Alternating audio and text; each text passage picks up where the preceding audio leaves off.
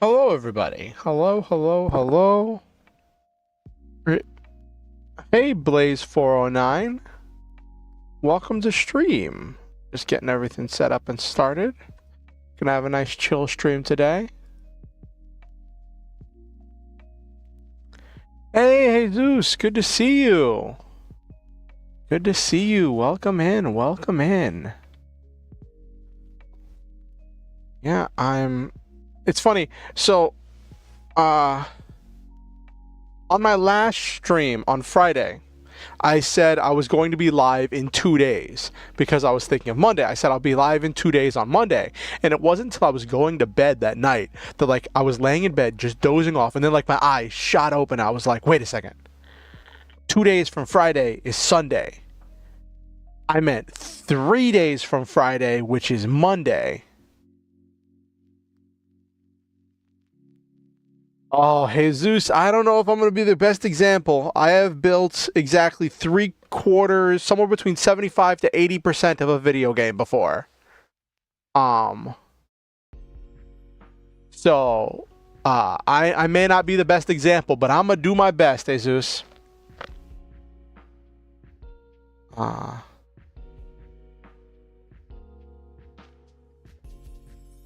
I'm glad you saw the post. And I was like, I should make a post. And I could have streamed yesterday because my thing I normally do on Sundays had canceled. But I was just really tired, really out of it, really just like blah, blah, blah, blah, blah, blah. Anyway, let me finish getting set up. I thought, you know what? I need to make a post to let people know, so that way people aren't blocking time to watch me, because there were a few new people in the stream on Friday. So I was like, I don't want people to be blocking out time to watch my stream and then me not show up. I know I said Monday, but I also said 2 days. So some people I figure would have heard one and not the other. So I was like, I said two conflicting things, so I needed to make some kind of announcement. Okay.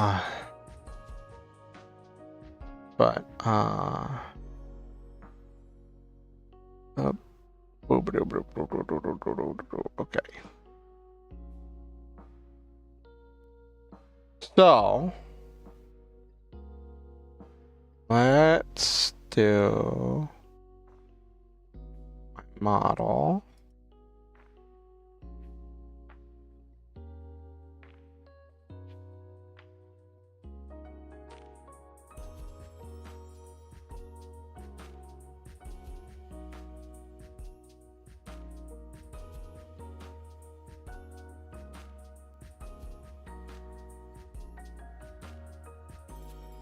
Oh no. Hold on, my model's bugged. Oh, you ended up watching the Zoids playthrough? Oh, that's cool. I'm glad I hope you liked it. Alright.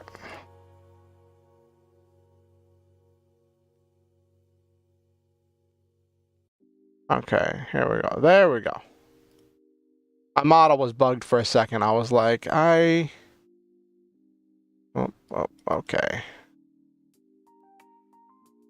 Oh, like, that's not ideal. But I hope you enjoyed it. That's actually one of my more popular series. Oh, you like the VOD of me making the perfect draw characters? Oh, that's great, Blaze409.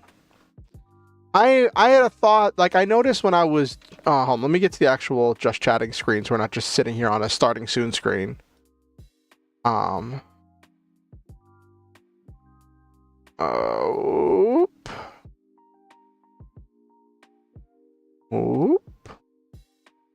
Hello. Okay, cool. Awesome. Outstanding. So,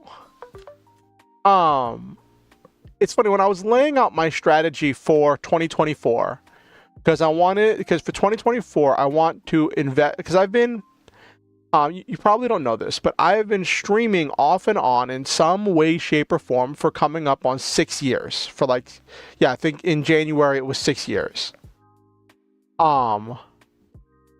I've only been a VTuber for about half that time, for about like 3 years. Um, and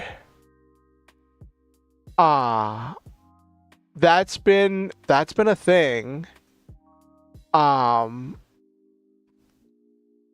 and I haven't really seen. Hold on, let me turn the light behind my camera so my model will not bug out.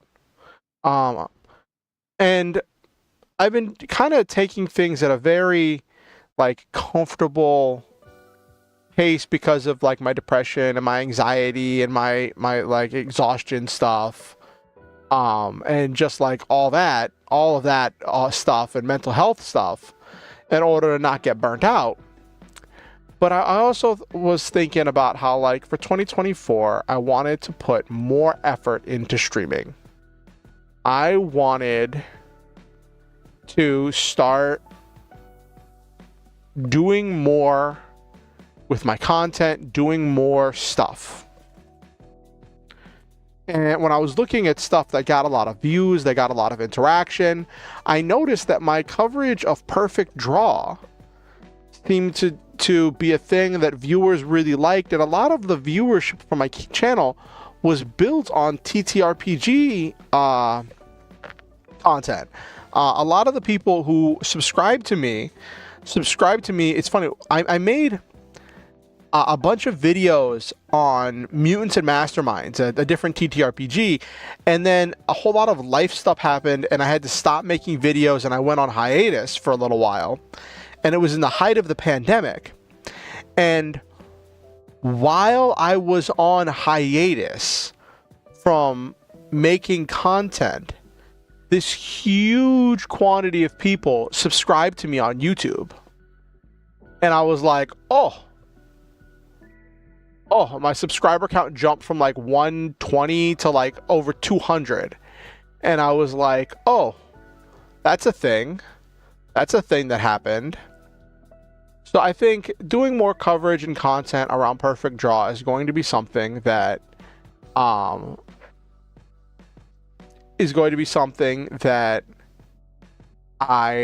want to do and help with, not just because I'm doing it not just because it helps with my growth as a channel, but also because I really love Perfect Draw.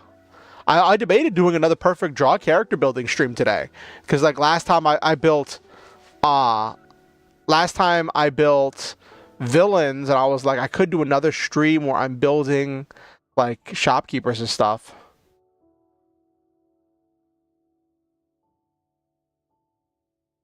Yeah, I want to see it succeed, because like, I guess, all right, so this isn't a Perfect Draw stream. I will clarify that right now. But I don't like to jump straight into the content of the stream. I like to have about like 20 to 30 minutes at the start of the stream and at the end of the stream where we just kind of chill and chat, talk about our week, talk about whatever, and just kind of shoot the breeze before we get into what we're doing. And that's kind of really flexible here because it's a free chatting stream, right? And so well, it's not exactly free because we do have a topic to talk about tonight, but it's just a chatting stream. It's just chatting and hanging out. So I was really consumed with trading card games for a long time. I started with Pokemon as a young kid, then I played Magic, then I played Yu-Gi-Oh! And I played Yu-Gi-Oh! For a long time. Then I took some time off of card games, and then as an adult, I got involved in Yu-Gi-Oh! Again, and I just got really burnt out on Yu-Gi-Oh! And I started playing Vanguard. Then I got into Buddy Fight. I made some lifelong friends in the Buddy Fight community and had an absolute blast playing Buddy Fight. But then Buddy Fight ended, and because of life stuff, I'd kind of disconnected from trading card games for a while. And in the midst of all of that, TTRPGs had been a big part of my life. when I was a kid, I bought all of the D&D 3.5 core rulebooks, the Player's Handbook, the Dungeon Master's Guide, and the Monster Manual. And I used to use as a kid for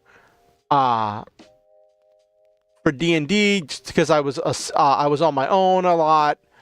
I would use the random dungeon generator tables in the Dungeon Master's Guide of the 3.5 Dungeon Master's Guide in order to randomly generate adventures that I would run my character through. I also ended up getting, I don't know, I think it got destroyed in one of the hurricanes when with my stuff in Florida, but I also got the D20 modern rulebook. That was a version of kind of D&D type thing, but it was built in a modern setting.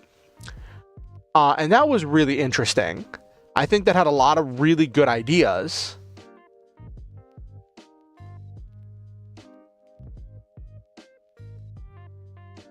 You got into card games because you accidentally made one? That's funny. Yeah, and I used to do that, and I used to run my characters through things. Then I would save up and get these things. So I don't know if anybody remembers, if this is just me being an old man. Hold on, my model's doing weird things again. Every time I change where I sit, my model freaks out, and I'm like, it's not that hard. Just follow me. There we go. Cool. So, D&D did this thing. D&D had a war game at one point called D&D Miniatures. It was D&D Skirmish. And you would buy these, you could buy starter packs that came with set minis, and on the minis there were these cards with two sides. One side had the rules for using them for the skirmish, and the other side had the rules for using that character in a 3.5 game as an NPC. Really, I wasn't super involved after a certain point. I didn't know it got folded into HeroScape. And I tried to get my friends into it. It did not go super well. We did not understand all the rules. We were like in high school, and my friends' parents, I don't think they really liked us dealing with like the swords and sorcery sides of stuff. But yeah, I collected those as a kid. This is silly. My favorite mini from the D&D miniature set was the Human Wanderer. It was essentially a human ranger that dual wielded short swords. And I'm like, that looks so epic because it had this epic cloak. It was edgy. Like, it was like this kind of edgy look with like this mysterious figure wandering through town. And I'm like, that was my favorite one. It wasn't even a super good unit in the skirmish rules. I just really loved it. I just really loved it.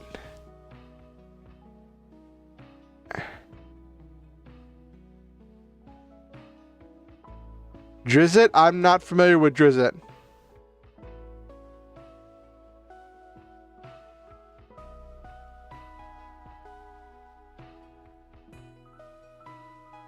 I'm not familiar with Drizzt. Like I said, it was the... let me see if I can find a picture of it. 1 second.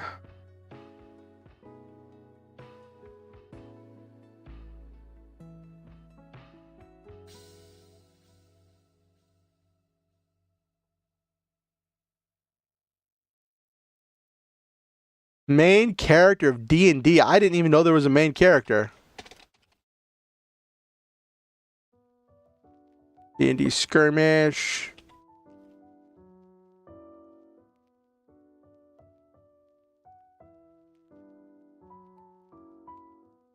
Where is... Oh my gosh, these are all... Here it is.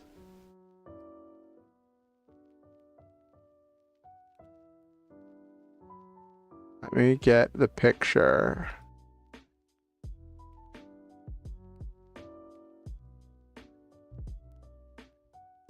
Let me get a picture that doesn't have as horribly... I found one picture, but it has like these horribly bent swords, and I'm like, that's not what I want.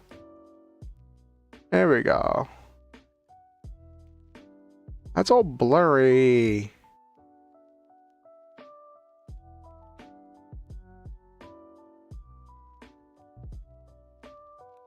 One has the detail, one is... He was in a bunch of novels and the protagonist of the Forgotten Realms setting, not its most famous... Now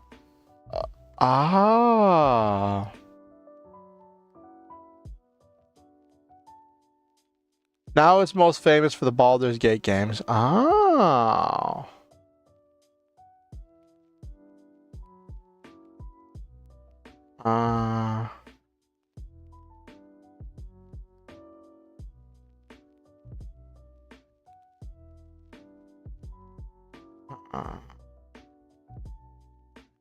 Why are there no better pictures? Right, now just use this one. If it'll come into focus.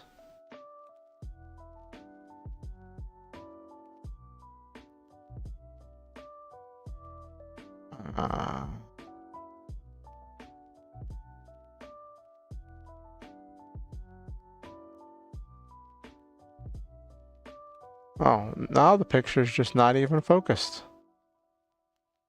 There we go. That's better.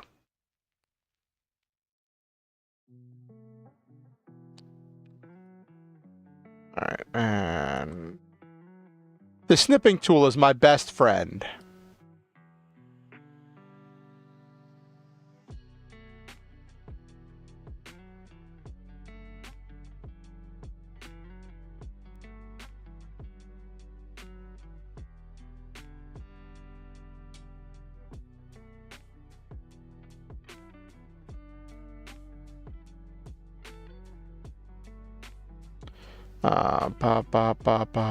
Image.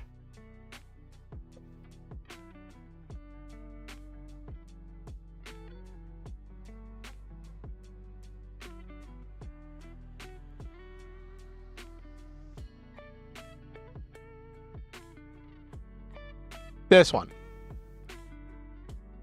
This one was my favorite. Mine had kind of bent swords too.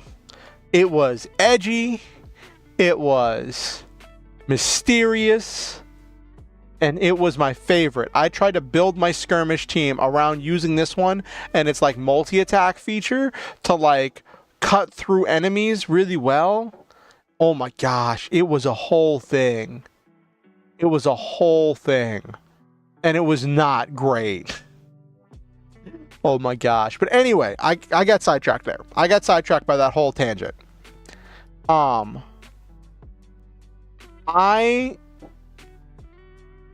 was obsessed with RPGs. I was obsessed with TCGs, and I've always been obsessed with giant robots and power armor and mech stuff.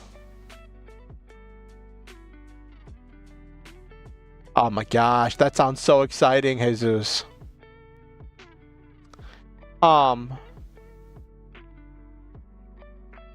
And when one of my friends showed me Perfect Draw, I was like, holy cow. This is a nexus of so many things I'm interested in. It's got card games. It's got TTRPG. It's based on anime. It's a whole thing. Like I've been a weeb for a while. I remember in high school, I used to have the Databio release schedules for new episodes of Naruto memorized. Oh my gosh. I made a tweet about the whole mechs thing. Like I was like, hey, if you're into card games and TTRPGs and mechs, you should consider supporting Perfect Draw so we can get mechs in the game. I can't wait to see what they do with it. I am so excited.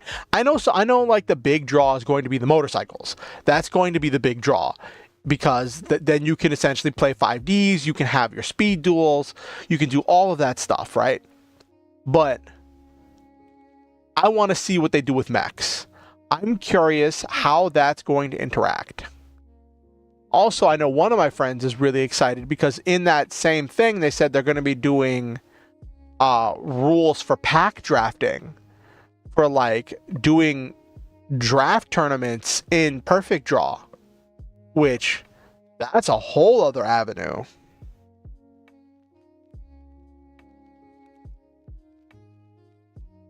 Okay. Image down.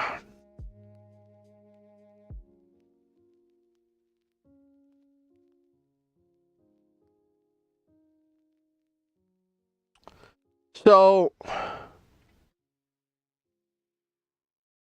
yeah.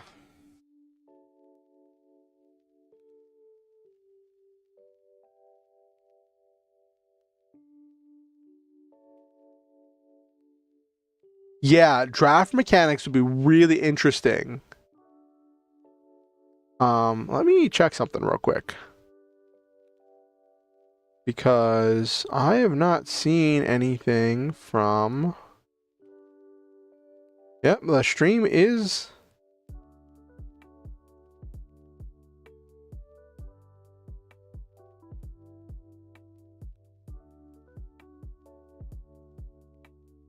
That's weird.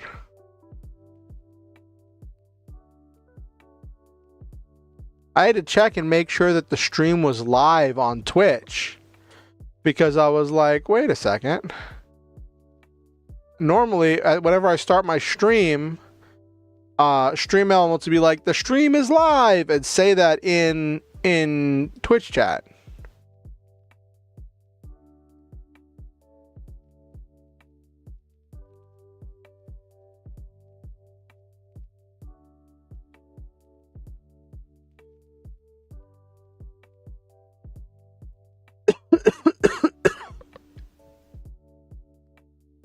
But yeah, so I am heavily emotionally invested in Perfect Draw, and it's probably...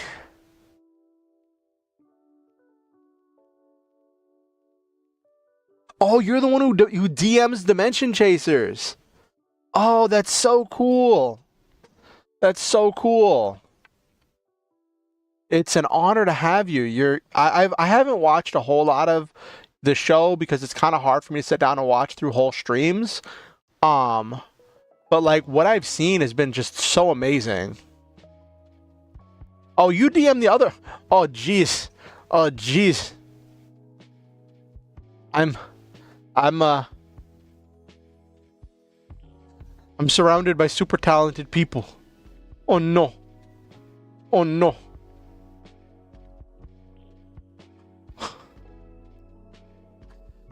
I guess I don't know if it's a one of us moment. Like my plans for a Perfect Draw streamed game have like been hitting some snags, and we've been like working through stuff to try to put the game together, because it's a whole thing where I didn't think about the fact that like when I invited my friends to play the game because I'm planning to run it.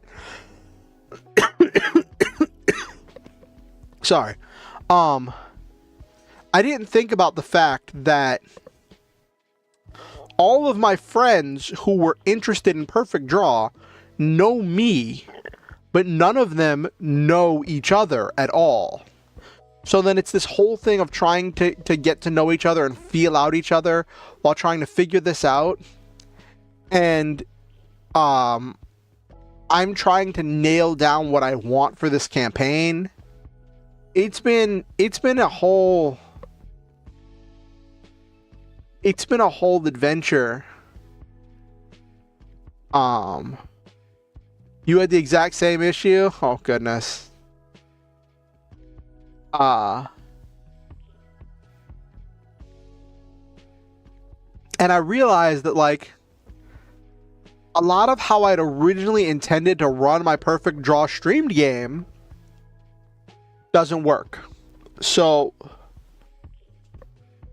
I had seen all of the production quality of Dimension Chasers with the different tables and the different backgrounds and all of that stuff, and it looked really cool. It looks amazing. But I looked at that and I said, I can't really replicate that, and I don't want to super replicate all of that because I don't want to be just another like copy and paste of this other show, right? I want our show to have its own flavor and its own feel. And so originally I was planning to run it like how I'd seen a few Masks games and other TTRPG streams run, where the actual the thing that the player that the viewers are seeing was going to be a not outline, a background, and have a layout thing. What's it called? Overlay. It was going to be an overlay that was going to have spaces for the models and the things for each person, have like a little information box that describes give a quick description of their character. And then I was going to have another box that was going to display all the dice rolls. I found a mod that lets it so whenever you roll the dice in your perfect draw game, it spits out in the game chat what the dice roll was. So then I was like, so we could just have this. And I previously done Mutants and Masterminds. I've done a few Mutants and Masterminds streamed games. I've done like 3, but only one of them was really successful. And that was one I did with, I think it was the Shadowcasters Network, because they decided to do a foray into Mutants and Masterminds, and that really opened my eyes to what it was like doing streamed games, and I really love it. Yeah, the dice thing is really cool. And it's really funny. I was looking for a mod that did that, and I ended up asking about it on Reddit because I couldn't find a mod that did that. And one of the people posted on Reddit and was like, oh yeah, I made a mod to do that forever ago, but I forgot to post it on the Steam Workshop. Your question reminded me that I needed to post that here. And person posted it on Steam, gave me the link, and said, you just generate the dice counter object in the world somewhere, and then whenever anyone rolls dice, it spits out in the game chat what the dice roll was and who rolled it.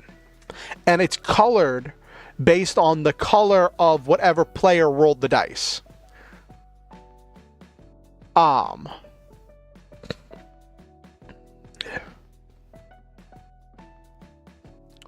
So I was like, that sounds pretty cool.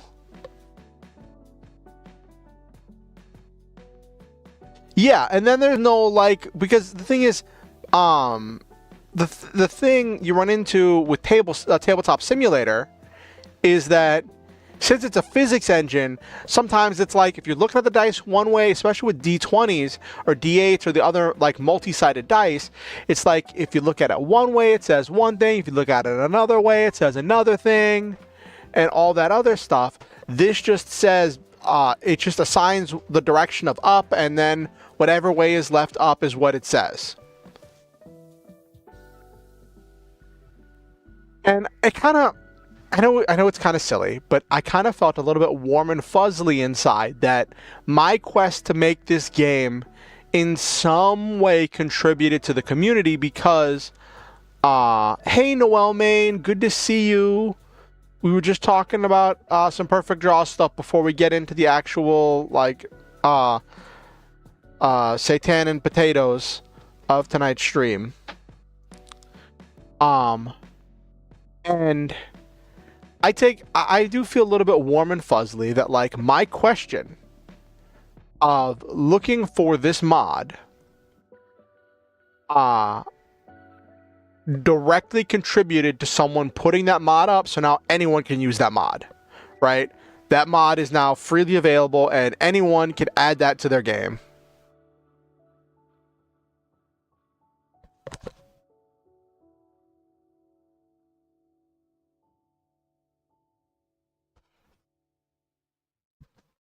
Thank you, Jesus.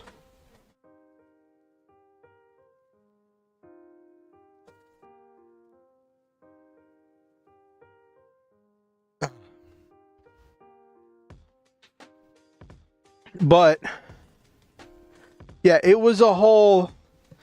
So I have that, and so that was my plan. Have the focus on the character models, the dice rolling, do very RP heavy. Excuse me. And the battles would be kind of like, we wouldn't really go into a whole lot of stuff with the battles. I didn't know how involved the combat system was going to be when I made this plan. I didn't know how useful it was going to be to show the combat system. And then as I started delving more into the combat system, one of my players was like, listen, it might be really detrimental to the stream if the viewers can't see the game board. If the viewers can't see the game board and can't see what cards are being played, it could be very detrimental to the stream. So that led down a whole quest of trying to figure out how to do it, because I'd originally had a thing where I was gonna like show some specific cards if there was like really cool or tricky cards. I was gonna show images of those cards. So now I'm like working out this whole thing of figuring out how to. I'm still.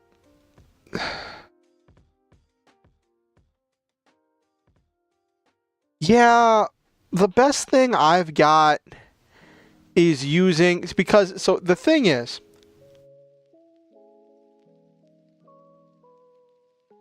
I've talked to Nell about a few things and I've learned a bunch of stuff about it, but like the so the big problem I'm running into is I'm game mastering the game and I want to stream the game, and I can't. Oh, sorry. I hope I wasn't too loud there. I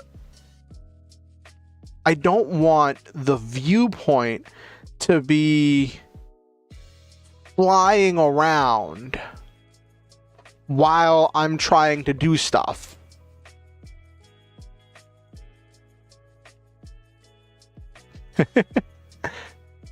Yeah, I asked Nell for some help, and Nell actually invited me to the server, to her Discord server. And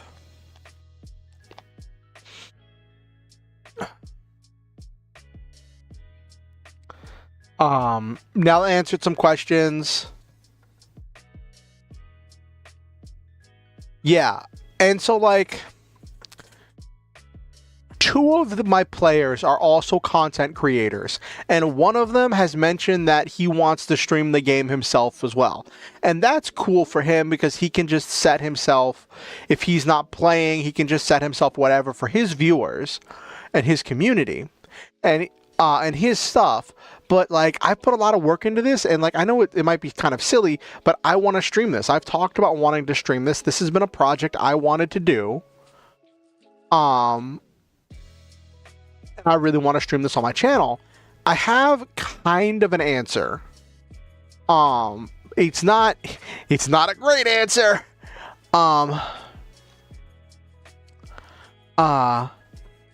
And my current answer is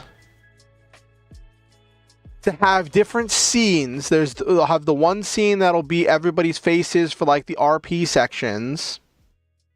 And then I'll have another scene in OBS that will be the game board. So I'll change scenes. whenever it comes time for battle.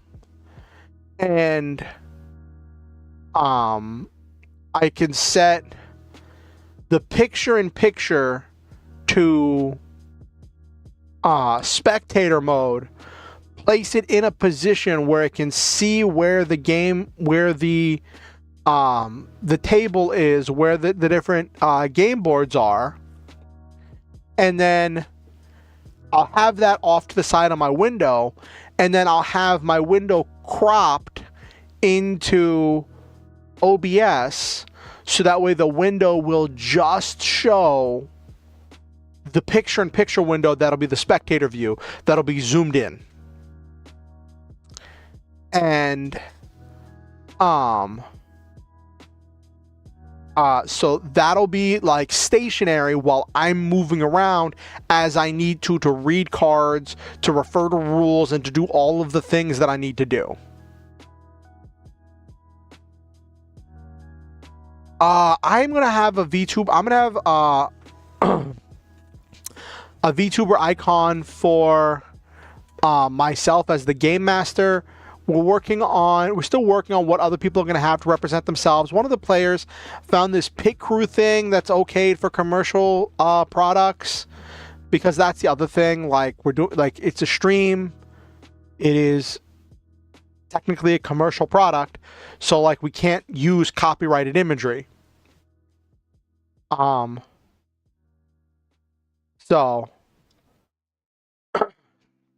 that's a whole thing with like finding images for cards and stuff, which has just been another part of the challenge.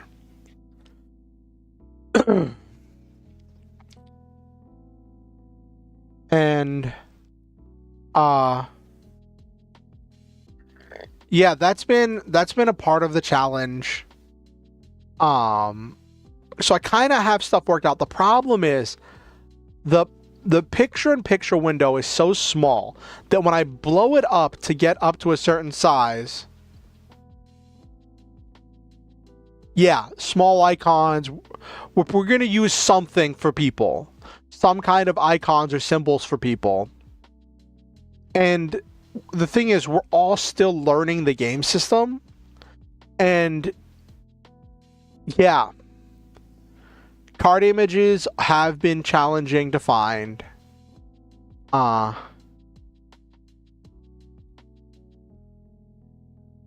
would definitely love that if you could DM me some of those, Jesus. I would definitely love that. Like right now, I have this open resource thing of like 4,000 game icons that one of the developers of Perfect Draw sent me that are all copyright free. You'll send some on Discord? Thank you, Jesus. And some of my players are finding stuff from like Creative Commons and public domain, and they've been scouring stuff. And so I've been looking for some of the stuff and some of the characters, and like public domain frustrates me. Public domain and Creative Commons frustrates me, and whenever it comes to like online libraries of these images. So this is going to be the last thing before we get into the actual like stuff of tonight's stream, which is going to be talking about game development stuff. And well, this is technically game development stuff, but you know what I mean. If I have a character that's using a giant robot and I want to get a giant robot art for that character, right? Or if I want to use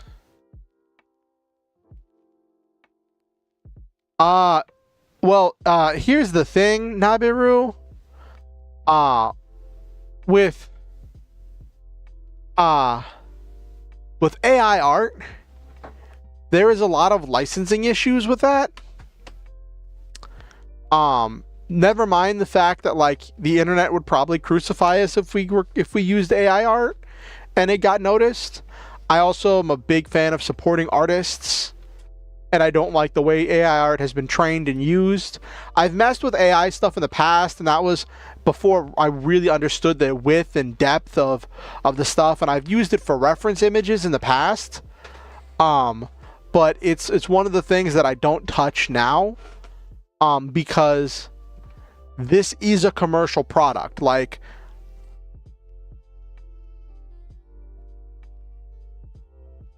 oh, do you have some pixel art resources, Jesus?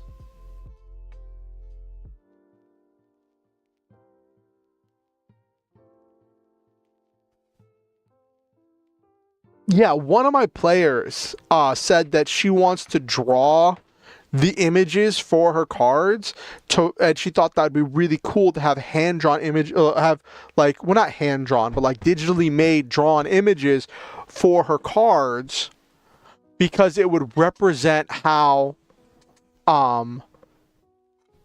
she was connected to her deck. You are a pixel art resource. That sounds amazing. Do you have... My first question anytime I find a new art source is always, are there mechs? I know it's silly, but like, if there's ever been a sign that I have the tism, it is my obsession with mechs.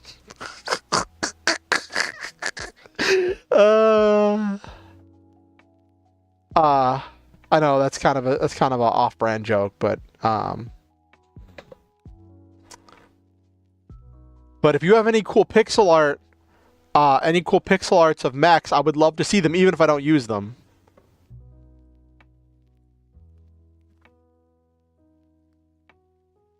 You can make a mech right now? What? We don't know what our deadline's gonna be, Noel Main. I'm hesitant to tap a lot of resources because I'm hesitant to like ask people to do stuff because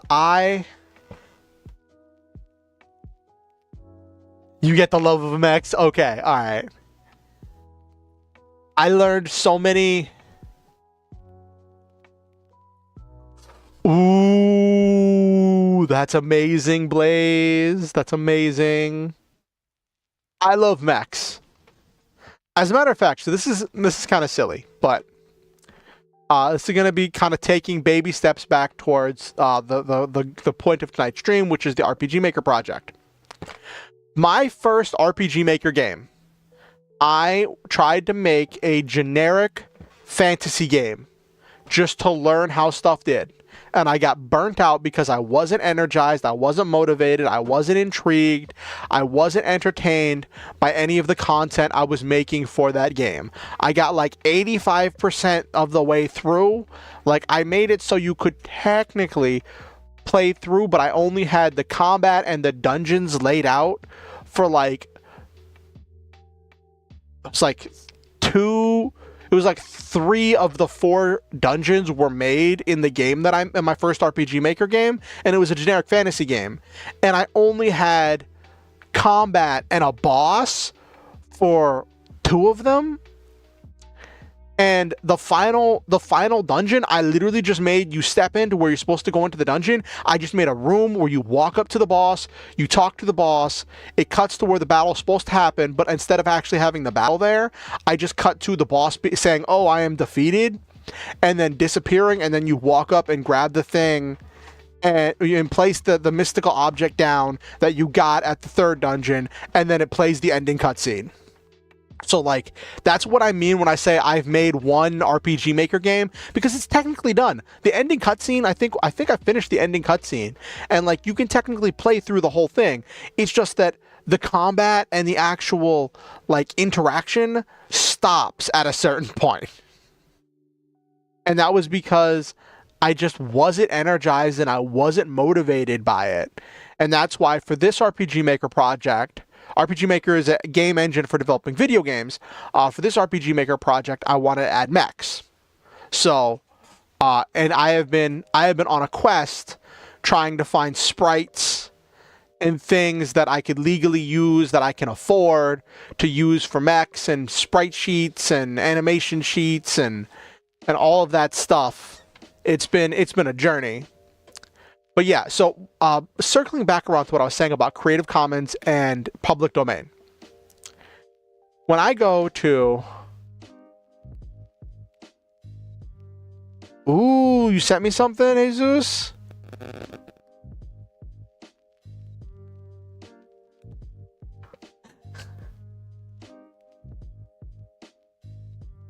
B-bot. I love it. It looks adorable. Mecha Zapper.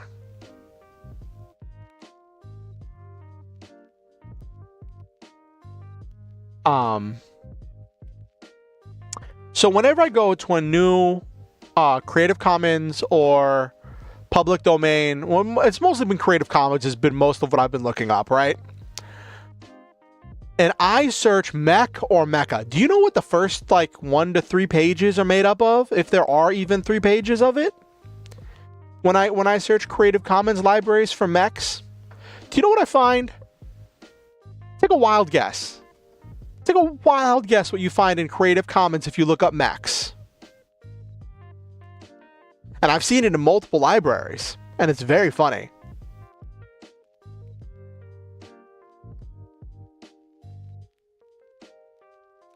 Well, it's Creative Commons, so it's supposed to be stuff that you could use that's non-copyright, right? And so it is not Power Rangers. It is, and I kid you not, pictures of Lego robots, of Lego sets assembled to look like mechs. It is just Legos. Not Bionicle, just Legos.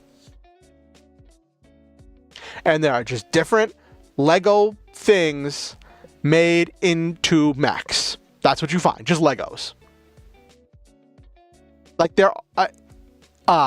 that is like 75 to 90% of what you will find if you go on Creative Commons and you look up mechs or mecha will be Legos.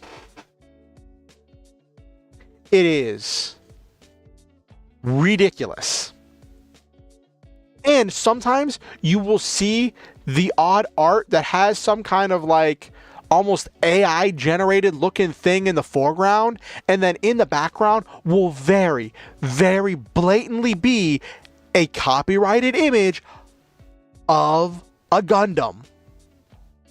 There will be a very blatant image of another IP in the background. And I'm like, how did this get entered into Creative Commons? Why is this here? I would get in so much trouble if I used this in a video game. That is blatantly... I saw one that was like this odd looking ship. And I mean, it was okay. But then it had, in the background, it had like 9 different Gundams. You saw a mech that reminds you of me. A mech that reminds you of me. Oh no, why does it remind you of me? Is it full of depression, anxiety, and imposter syndrome? Reminds me of a joke I saw one time that was like...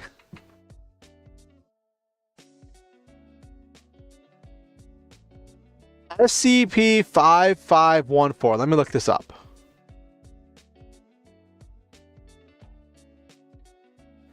Bar powered mech. SCP.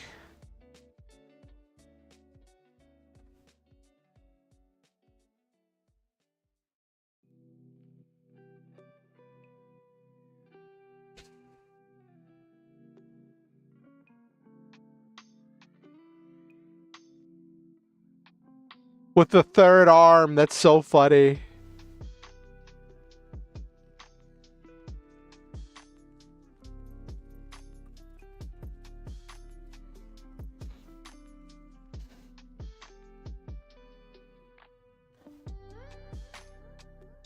Yeah, it's a thing. There's a lot of art of it.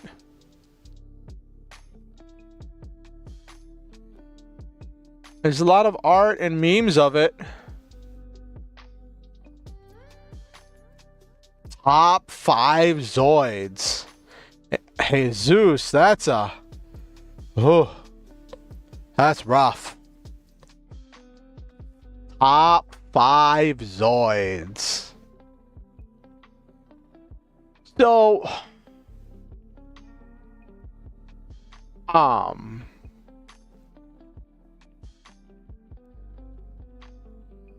know it's not a very, like, good, it's not a very, like, aesthetically popular Zoid, but, like, I always loved the Shield Liger. That's got to be one of them. It's so blocky and non-aerodynamic.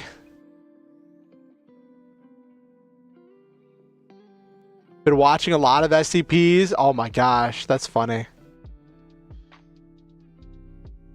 So, I know I don't. This is in no particular order. Shield Liger's got to be one of them.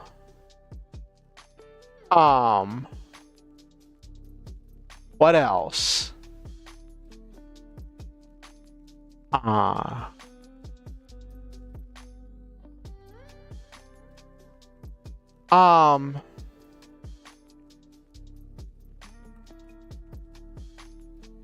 There's some other stuff that I like that there's there. I like the Red Horn because it's so bulky and it's got so much defense. It's got such thick armor. It was such a threat in the anime when it was first introduced. The Red Horn is just huge. Yeah, defensive characters are fun. Except that, like, the Blade Liger is, like, more rounded instead of blocky and outperforms the Shield Liger in every way. And I get that. But I enjoy the Shield Liger. I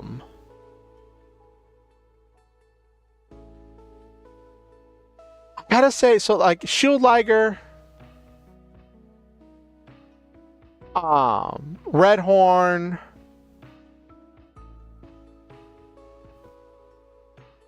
probably Iron Kong. If for no other reason, then I love its lore. So, there is a whole lot of lore behind the Zoids in the battle story world of the different timelines and realities and stuff, right? So, in the battle story, the main way that they make Zoids, because they can clone Zoids, this is until they get to the Fuzors where they have the artificially created Zoid cores. The main way they get the cores for constructing Zoids is they hunt down and essentially lobotomize a wild Zoid for its core to use as the power and the control unit and the central processing unit of the mechanical body, right? Iron Kongs, and so this entire process relies on there being healthy communities of different wild Zoids in the wild that they can hunt from and still maintain a healthy community that they can keep drawing from in order to get more and more Zoids without driving them to extinction. And the Iron Kong is known to have a very plentiful,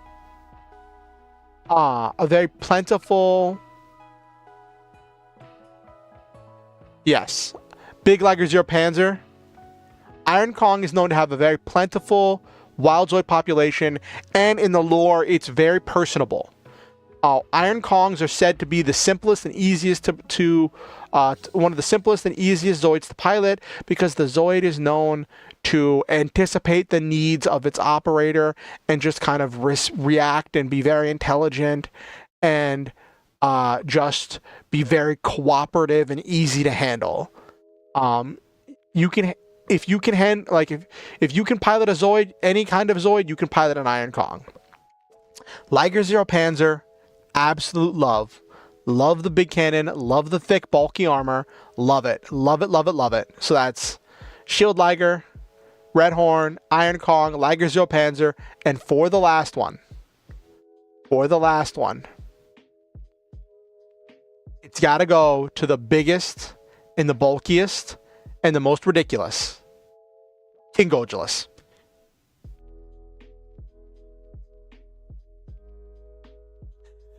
I just realized you said I'm a big Liger Panzer.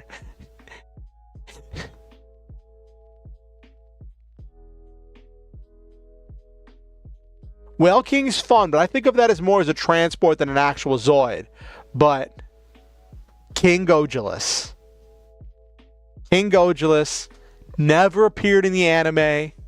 Absolutely ridiculous. Teams of King Gojulus were like the complete answer to the Death Soarer and to everything. They were unstoppable behemoths. The only thing that could stop King Gojulus was the moon falling out of the sky. Like, that's it. The moon fell out of the sky, wiped out all the King Gojulus, wiped out all the wild Zoids it was based on, and now no one has the resources to rebuild King Gojulus in the lore. So it literally went extinct. It was the biggest, it was the strongest, it was the bulkiest, it was the most powerful. And I think it's so funny that like the writers kind of wrote themselves into a corner because they were always having this escalation of power. Every time they introduced a new Zoid, they would make another Zoid that was kind of the answer to that Zoid.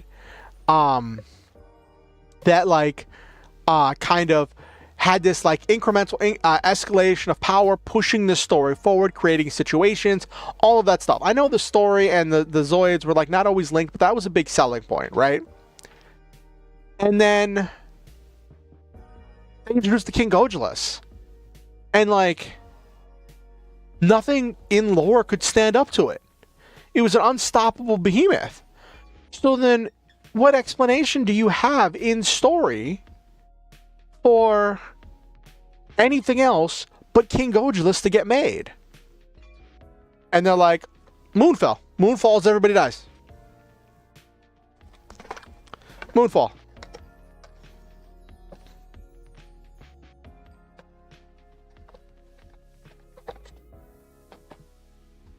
Alright, let me get some flavorings for my water. I need to get more flavorings for my water. I just got my disability money for the month, right? And I bought a bunch of groceries. And like, because I bought a bunch of groceries, I don't have as much money for eating out. I bought some stuff that I needed. I bought one resource pack for RPG Maker MV. I ended up refunding it because it didn't have the sprites and stuff I needed. And I realized that I'm gonna have to make the animation sheets. And there's a lot of stuff involved that I have to do. Anyway, let's get to, it's going on 9:30. There we go. Let's get to talking about the actual game.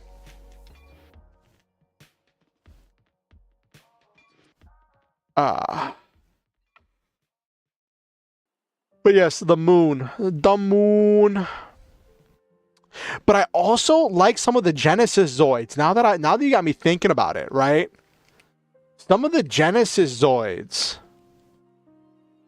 are really cool too. Like Mugen Liger.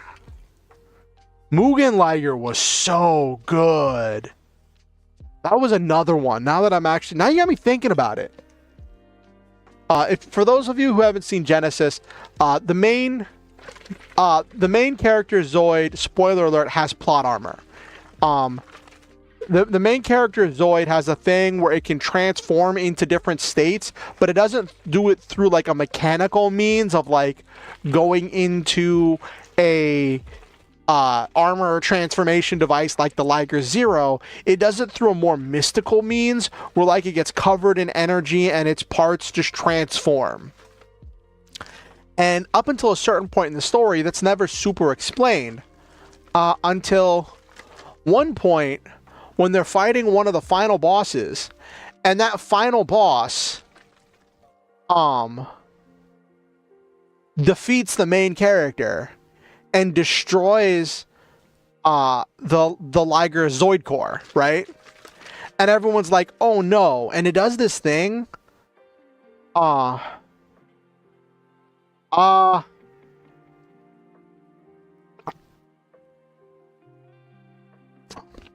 I don't know yet. I don't know yet. I still need to nail all of that down. My plan was originally, Jesus, for my game, was to buy a pack of enemy images of some monsters that looked mech shaped, and then instead of having them face right, flip them around so they were flipped left, so I could use them for player stuff. And then in order to make the animation sheet, I need a 9 by... I need a sheet that is split into these identical squares on a transparent background that has to be 9 squares across and 6 squares down. And each section is going to have different steps of the animation cycle for each thing. Here, let me pull it up. I'll show you.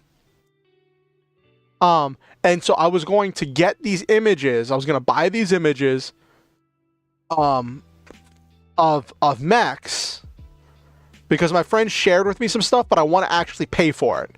I want everything to be above board and paid for and legally acquired. I don't want to cheat any corners,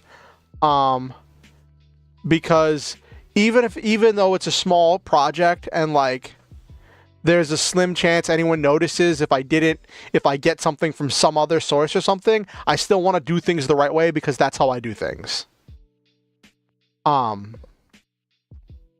But so, I was then just gonna edit them to match the thing. Here, let me show you. Your MV.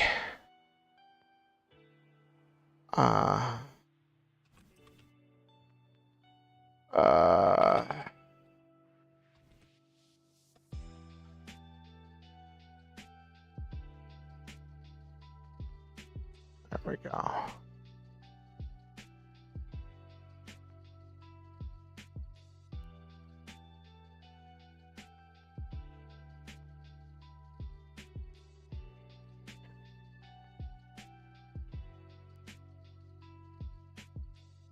I already have the image saved. That's funny.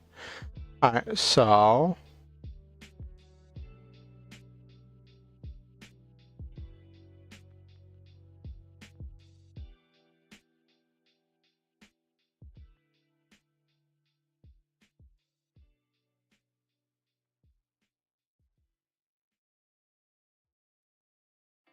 and like the thing is, don't lift me up as too much of a game dev. I was tempted. Like I had an offer to get a bunch of stuff and somebody shared a bunch of stuff with me. And I was like, I could just tell people somebody bought something for me. But then I'm like, you know what? I'll look through this stuff. I'll see what I want, which packs I want. And then whatever I do want, I will go and actually buy those packs. Whatever packs I actually use, I'll keep a note of which packs I actually use, and I will go and legally purchase those packs. So like, don't think I'm like blameless or uncorruptible. I'm still human. Where was the thing? I don't know if that breaks my brand image, but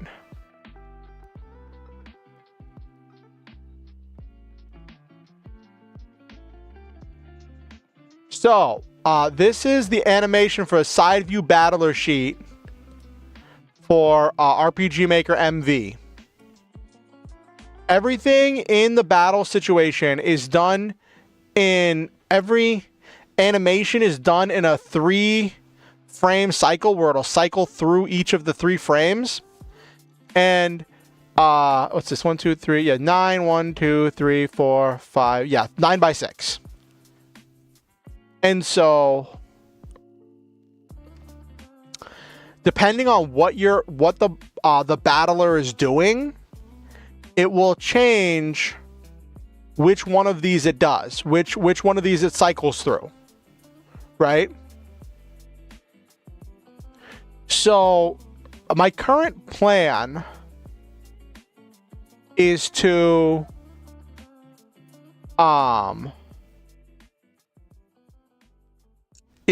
get some images, to get some assets, and then I was gonna throw them into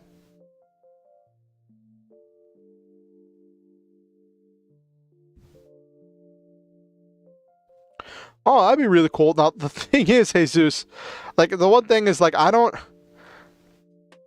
really have the funds to pay for like custom assets.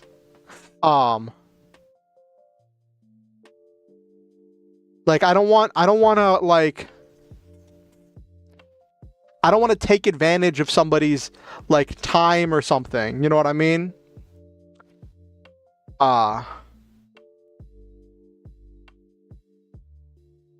That's the one thing.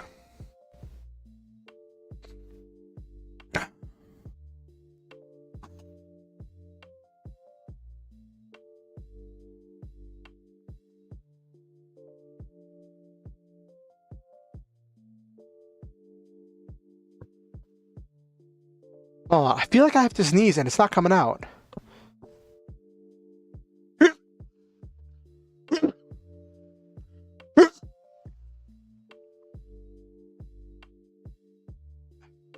Oh, that'd be cool. So my plan was to get these assets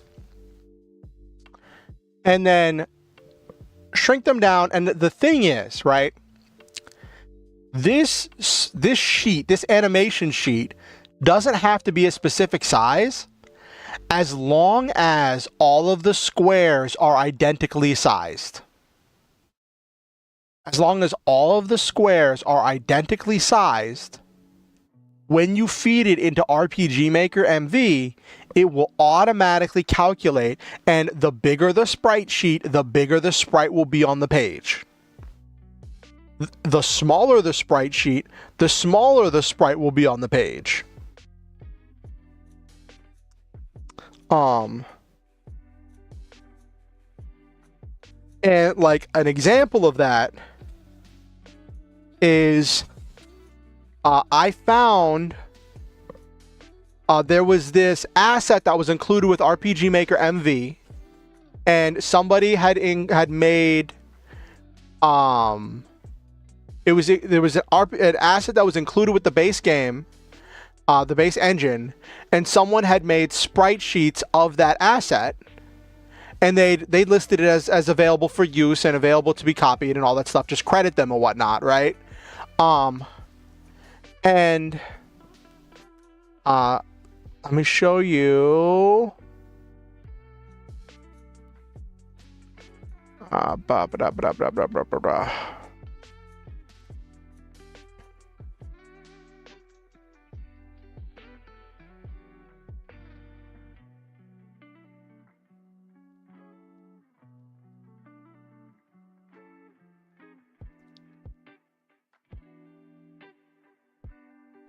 This is one of the ones when I was testing the asset I found online. That was listed as available for use.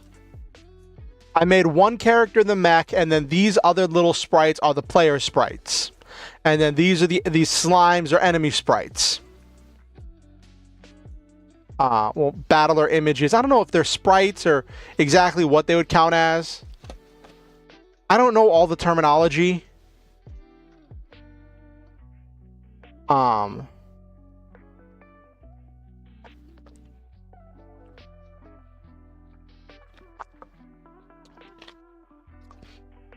that was just because the picture that they made was just bigger. And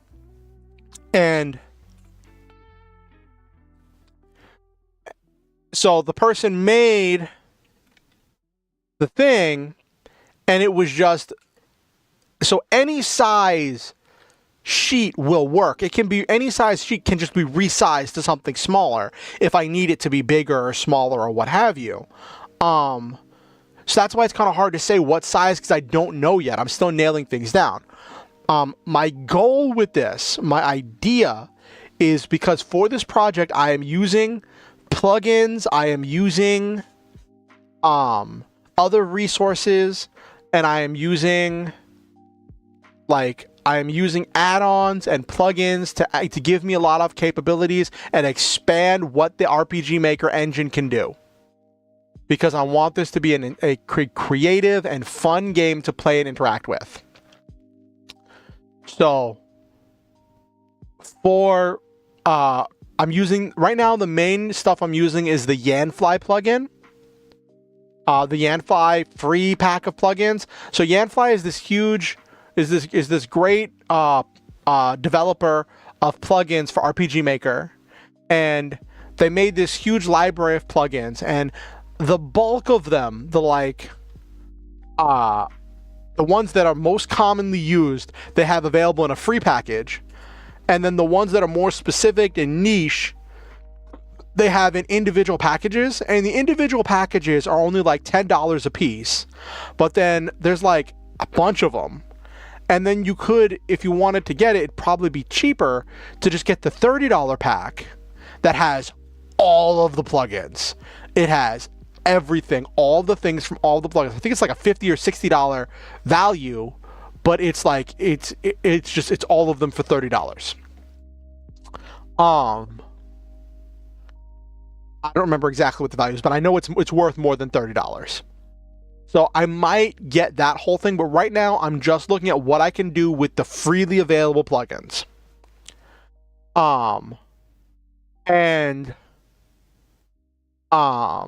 With the freely available plugins, I can, there's this one called the Buffs and States Core, which expands these things called states, which are like being poisoned is a state, having a strength up is a state.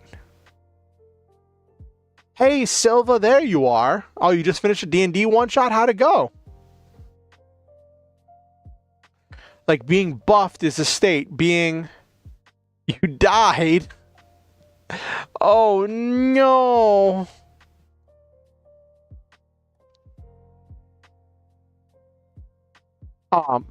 Like, having any kind of a status effect or a buff is a state, right? The Buffs and States Core from Yanfly expands all of the different attributes that can be changed and specifically modified for a state. And one of the things that the Buffs and States Core adds is that you can have the sprite, the side view battler, whatever, what have you. I don't know. I might be calling things the wrong things, which is why I'm hesitant to ask for stuff, because I don't know how to describe what I'm asking for yet. But you can change the side view battler from one thing to another thing. You just have to have another battler sheet, and then you put the address of where the battler sheet is in the folder, right?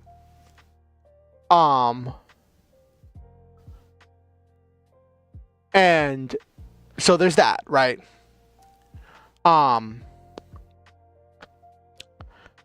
And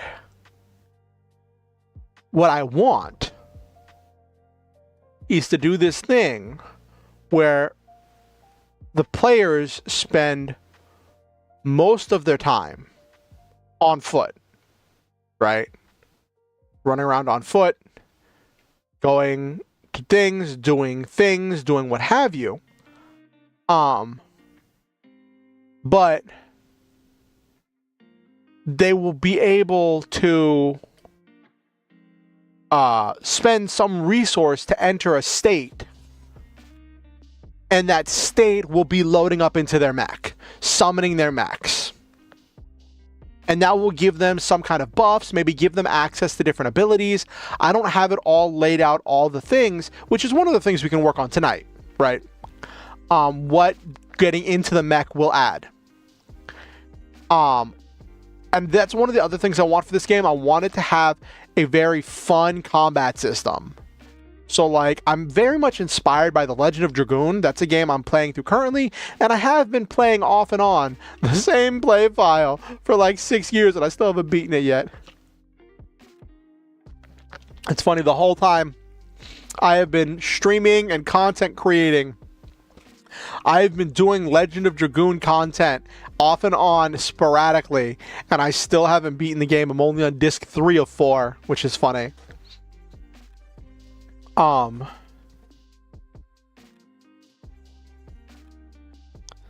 It's been an adventure. But in The Legend of Dragoon, you build up spirit points or SP, and then when you have a certain amount, you can spend them to transform into your Dragoon state. When you enter your Dragoon state, it buffs all of your stats by a percentage depending on the character, by different percentages, right? And then it gives you access to magic that doesn't consume items. It can because normally in Legend of Dragoon, magic is done with using consumable items to cast spells. But the Dragoons cast spells using MP, which you can refill by going to an inn or eating certain items to refill MP. But SP can only be filled up through battle, or there are rarely some items that can fill SP. So that's a whole thing. And I kind of wanted to run with something like that, where the players start as humans, and then they transform into not transform, but they get into their mechs. What would be great, that is way out of my capability and price range, but would be really cool, would be if I could have a cutscene play when someone activates their mech and just show them like jumping in the air and backflipping into their mech. That would be really cool. But that is way out of like my realm of possibility. So like I'm just like, actually I'm gonna list that. We're listing, one of the things I'm doing is I'm listing things I want. If I can't get it, I can't get it, but I want to list it. So I'm gonna list it on my notes. I'm gonna grab my notes.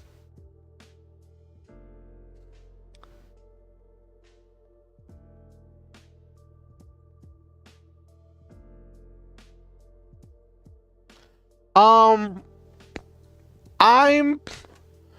planning for each pilot to have a specific mech that is going to be tied to like their character.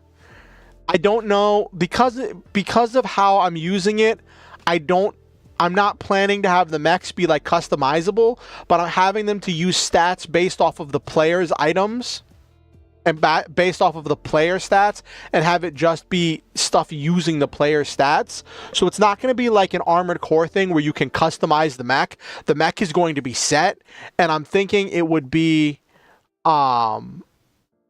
each player has their mech.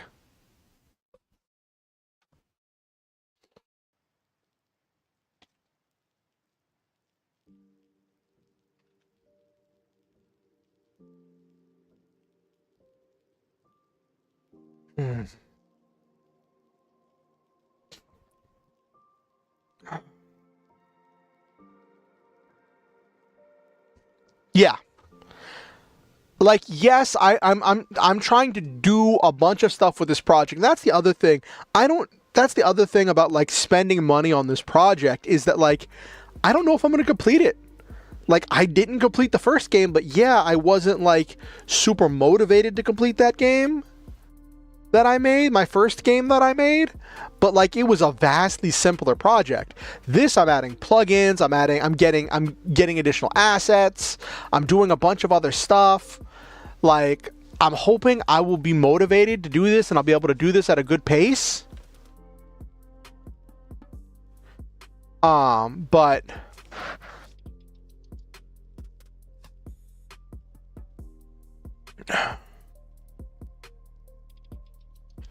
But yeah, I'm thinking I'm gonna have the pilots always riding the same one.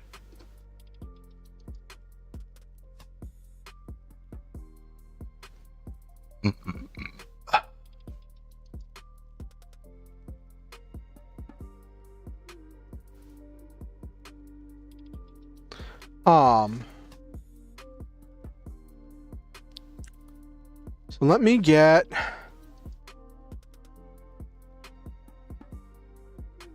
All right.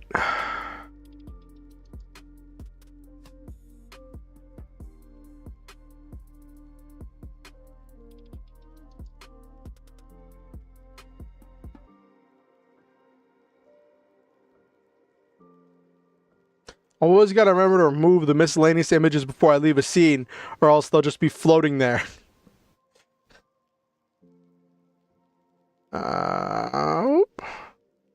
There we go. Cool.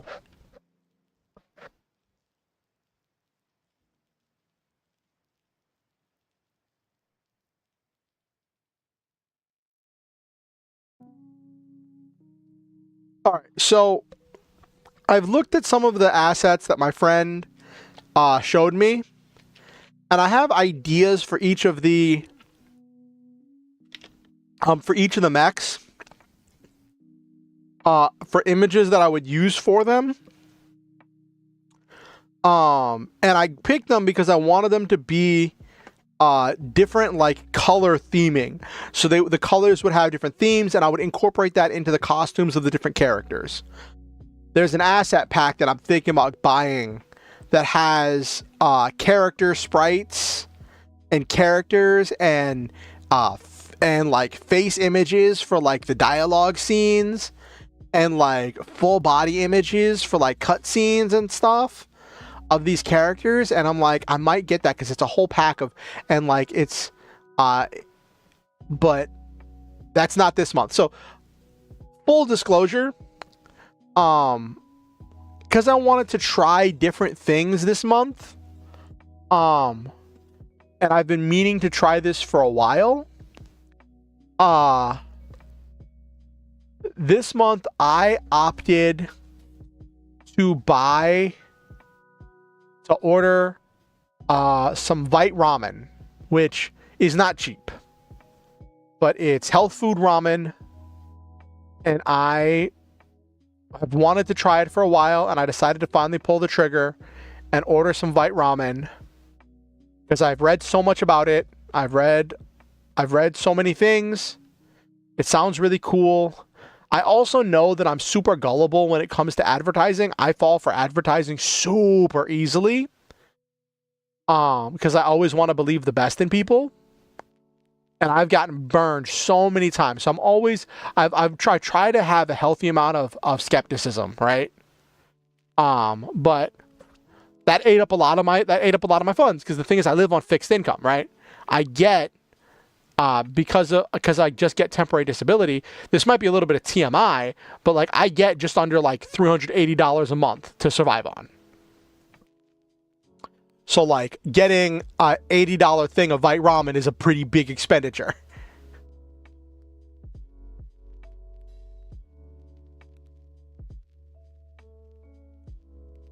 All right, but yeah, let me do this.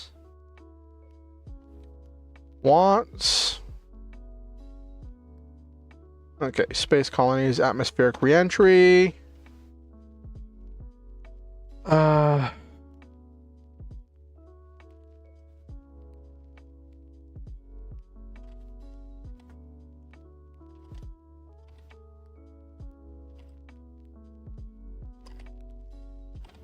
Cutscene of each pilot getting into their mech. Put that in my notes. So I don't want to go into all the stuff. I just want to give a quick overview of the world. I don't know if I just ordered it last night. It hasn't arrived yet. You have to order it. You have to order it like custom order, because it's high protein ramen that's made where like the noodles are made with like quinoa and vital wheat gluten, and has all these like vitamins and minerals in it, vitamins and nutrients, and and they have all this stuff in their flavorings, and because they have like their whole, like, they're a small business and they have like custom machines that make their noodles. They make each order after you make the order. So they said on their website, I didn't see this until after I'd made the order, is that like, excuse me. I didn't see until after I'd made the order that it's like, but because of like back orders and stuff, it can be 2 to 3 weeks after you make your order before you get it. I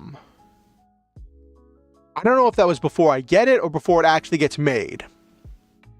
But I also know that they're doing a lot of stuff right now. There was this, that's the thing, like Vite Ramen does a lot of stuff as a company. There was this merch store that is not ramen related at all that I know of, that screwed over like 3 content creators out of their merch and like screwed them out of like tons of money and wasn't delivering the merch that people had ordered, and it was this huge mess of stuff, and like these 3 content creators were out this huge sum of money, and were like up the creek without a paddle, and Vite Ramen stepped in and said, we will get your merch from this company or whatever, or from wherever it's currently being held. We'll handle distribution of all of your merch and fulfillment of all of your merch orders for you, so that way you can at least sell the amount of your back merch that you have left, so you can make some money, make back some of the money you invested into this project.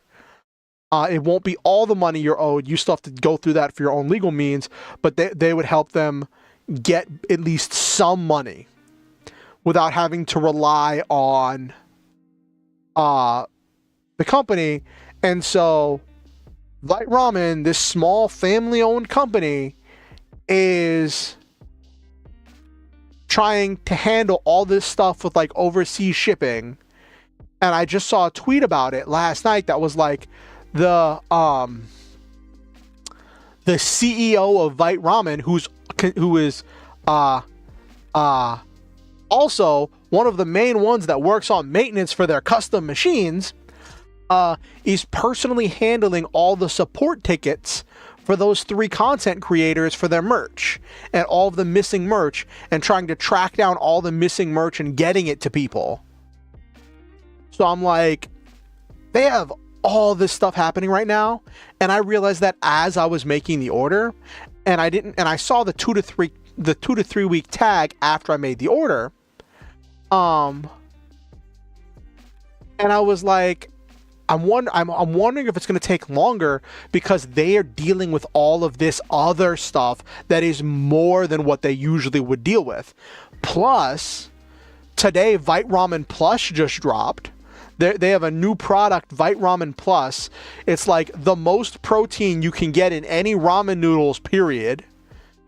They just dropped 2 flavors that are like amping up the protein and the flavor for their new noodles. They have 2 brands. They have 2 flavors of the Vite Ramen Plus, the vegan and the non-vegan.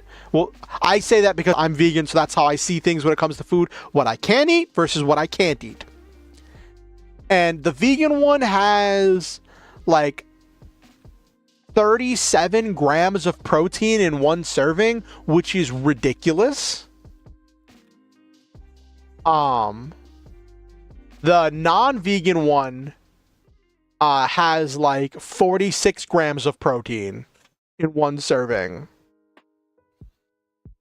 which is redonkulous, like, especially because they're only like 400 some odd calories. So it's like relatively low calorie for the amount of protein you're getting. Anyway, this is not a Vite Ramen stream. I wish I was sponsored by Vite Ramen. Oh my gosh. Using my own get my own code, be using my own code for my own orders. Oh my gosh. Anyway, but yeah, I just ordered some Vite Ramen last night, so that ate into a lot of the money I have, so I have to be very careful with what's left because I had to go grocery shopping. Ah.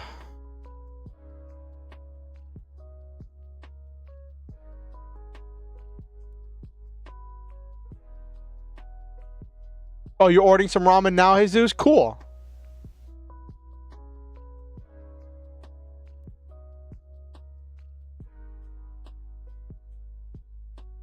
Anyway.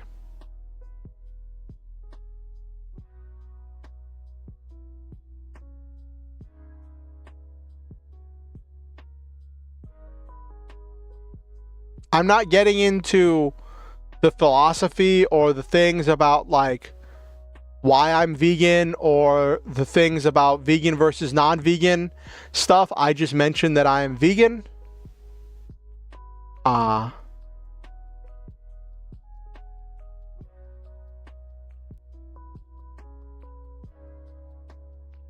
So, that is very interesting, Z.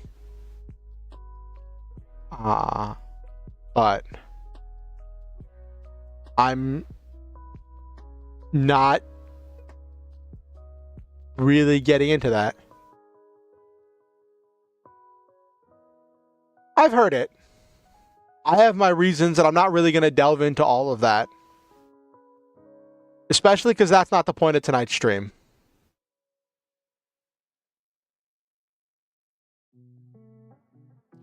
Anyway, back to game dev. I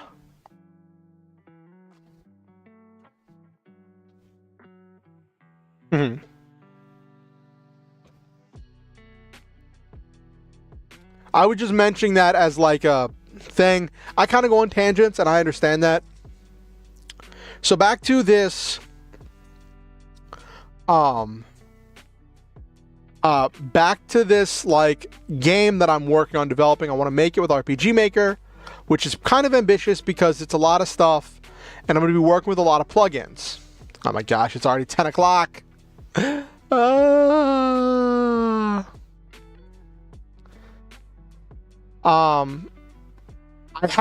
have a lot of back lore. I worked on a lot of stuff. Like I have like 2 paragraphs here of back lore that I've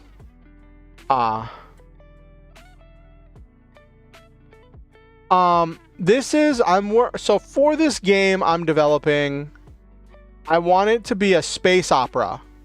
It's a futuristic space story, but it's still based around Earth. It's going to be based around Earth and space colonies around Earth.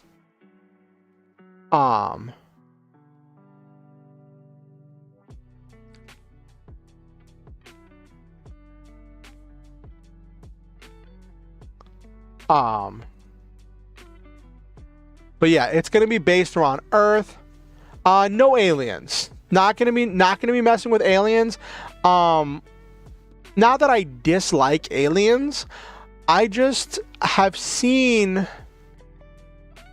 I've seen used in a lot of stories this thing where the aliens are used to represent some concept or some expression or philosophical idea or aspect of humanity, right? Whether that be looking at the other or whether that be different governmental or economic systems. Yeah, used as commentary. And I feel like because this is going to be a space opera dealing with political drama, right? That I feel like it's more to my point if I'm going to use something as commentary on an idea that I give it a human shape. I feel like it's more poignant if I give it a human shape and not treat it as some kind of other. So this is just going to be dealing with humans. I'm thinking I will use, and like, that's going to be difficult with RPG Maker because so many of the assets are monsters, right? I'm thinking I might use, like, so many of the default RPG Maker assets are like different types of monsters. Because it's designed for generic RPG stuff where you've got minotaurs and slimes and all of that stuff, right? So, while I'm not going to mess with aliens per se, I think I might have the monsters as genetically engineered bioweapons. I think I might have use the monsters and explain them as genetically engineered bioweapons that are used to fulfill different roles. Which could explore some of the horrors of science. So that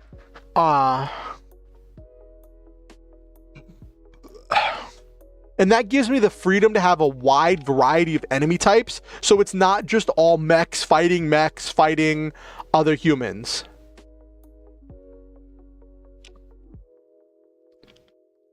I'm not messing with a whole lot of AI. I could.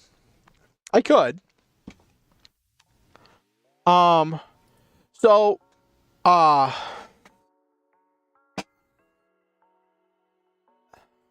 me make a note of that.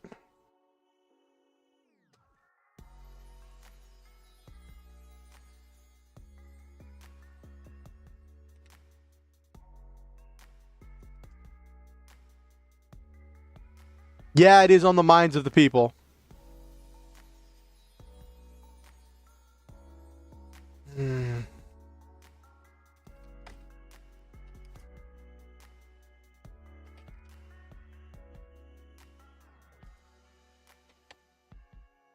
Represent the horrors of science.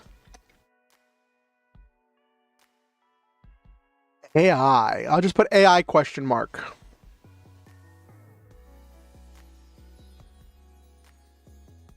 Because, see, the thing is, so if I have the monsters as like these kind of like mindless entities that are created and like have very limited functionality and like no real sentience, right? As engineered bioweapons that are just like the horrors of science gone out of control. AI, by its very nature, is intelligent, and as such, very often, in fiction at least, is given humanistic attributes, which kind of falls into that like whole thing of like using them for commentary and ideas, and it's like it's a whole thing, you know.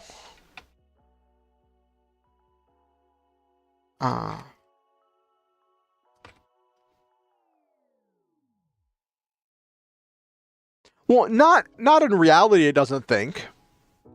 In reality, it follows directions within a certain parameters. But I meant in fiction when you commonly see, which I could feature AI as following directions as more realistic view of AI than what you see in normal fictions. Okay.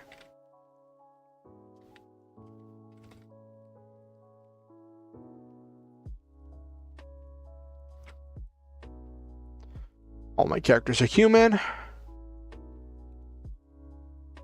Yeah, I could do something like that.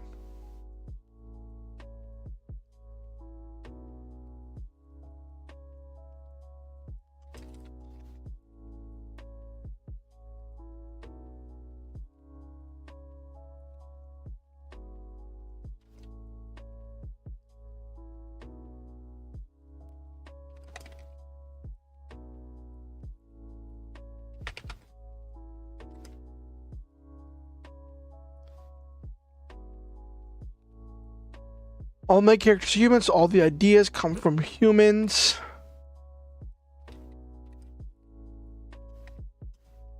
Not using aliens as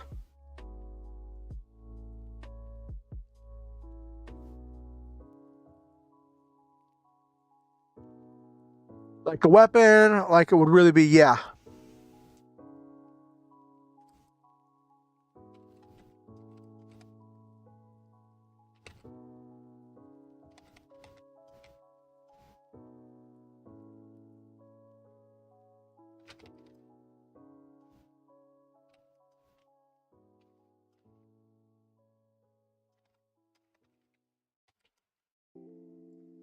But AI is a weapon. Ages from 9 just follows its programming to the letter. Real horror is the lack of an ethics course. I can see that, Z3.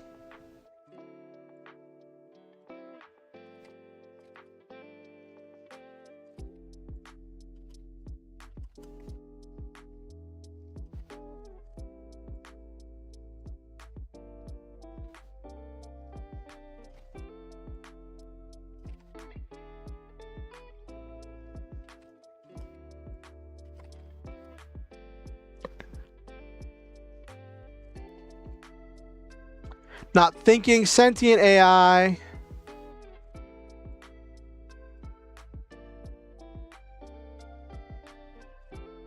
But AI is a weapon, just following directions, the real horror.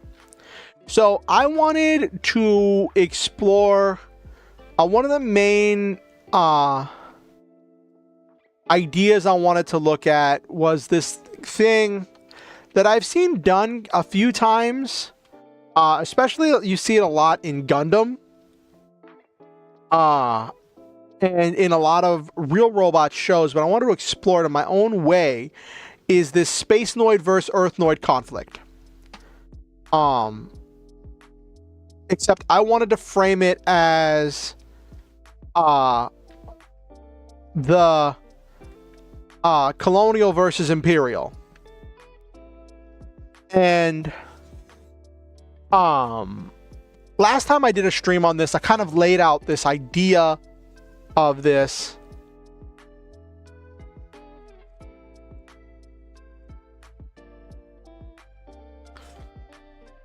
Y'all hit the like button real quick. Helps the engagement, and he popped on my homepage. That's interesting.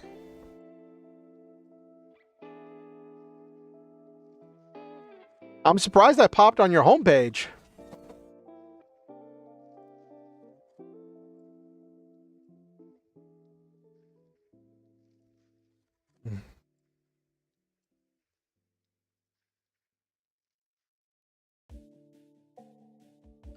Algo is testing me right now? Oh, okay. I know my last streams did surprisingly well. But yeah, like the stream if you are having fun.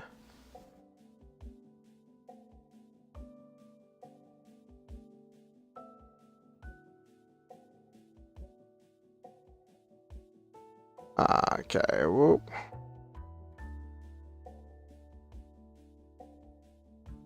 So basically the situation is split between the Earth and space, the Earth Empire and the space colonies. The Earth Empire is ruled by a three-party system of the Emperor, the Senate, and the judicial branch. They have different checks and balances between them that is supposed to create this like very fair and balanced government that is supposed to have a lot of restrictions on it and all this, that, and the other. On paper, this government is supposed to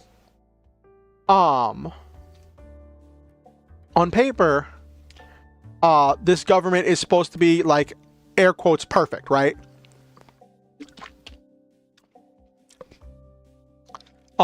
Short version, the emperor is chosen from the imperial family, which are all descended from the leaders that work to unify Earth in the unification wars, or whatever we'll call them. So that's still a holdover of this kind of like tradition of carrying over the leadership from the old world. Yes, some nepotism. Yes. And there is the Senate, which is voted on by the people. Each senator represents a region, and there are different checks on the senators. Like, the senators all have fixed income, where they're only paid based on the median income of the region which they represent. So it is in their best interest to improve the lives of the people they represent, so that way their income goes up. And there are other things I didn't fully define. So, like, the Senate is voted on by the people, and then there is the judicial branch. Any two branches can vote to veto. Yes, all plans start great till nepotism. Yes. Any two branches can veto any action by a third branch. I've heard about it. That's where I got the idea. I've heard some people talking about it, which I'm like, that'd be really cool to have in this space fantasy. The thing is, the judicial branch gets appointed by the emperor. The judges in the judicial branch get appointed by the emperor. And a judge and the Senate can, like, a group of judges and the Senate can vote to veto something from the emperor. The emperor and the Senate can veto something done by the judges, and the judges and the emperor can veto something done by the Senate. Though the judges being appointed by the emperor seems like a conflict of interest until the other side of it, that is, if the Senate can prove that a judge is being coerced or is acting not in the best interest of the people and is being bribed, manipulated, or is acting in their own self-interest, the Senate can impeach a judge and have a new judge elected to their place.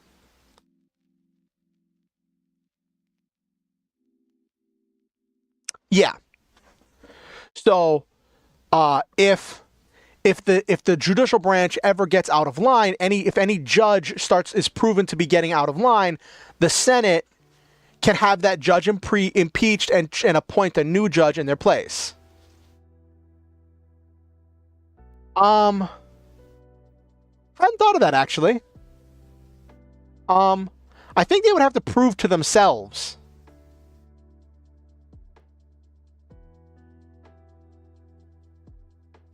Because the idea is they would have to do a committee, and that committee would have to come to. No. It's definitely.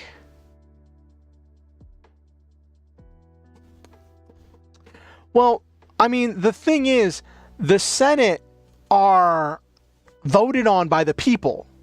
So if the Senate starts abusing their power, they're just not going to get voted on for their next term. Someone else is just going to get voted on for the next term. And this is how it works on paper. On paper, if the Senate gets out of line, the people will just vote in a new senator.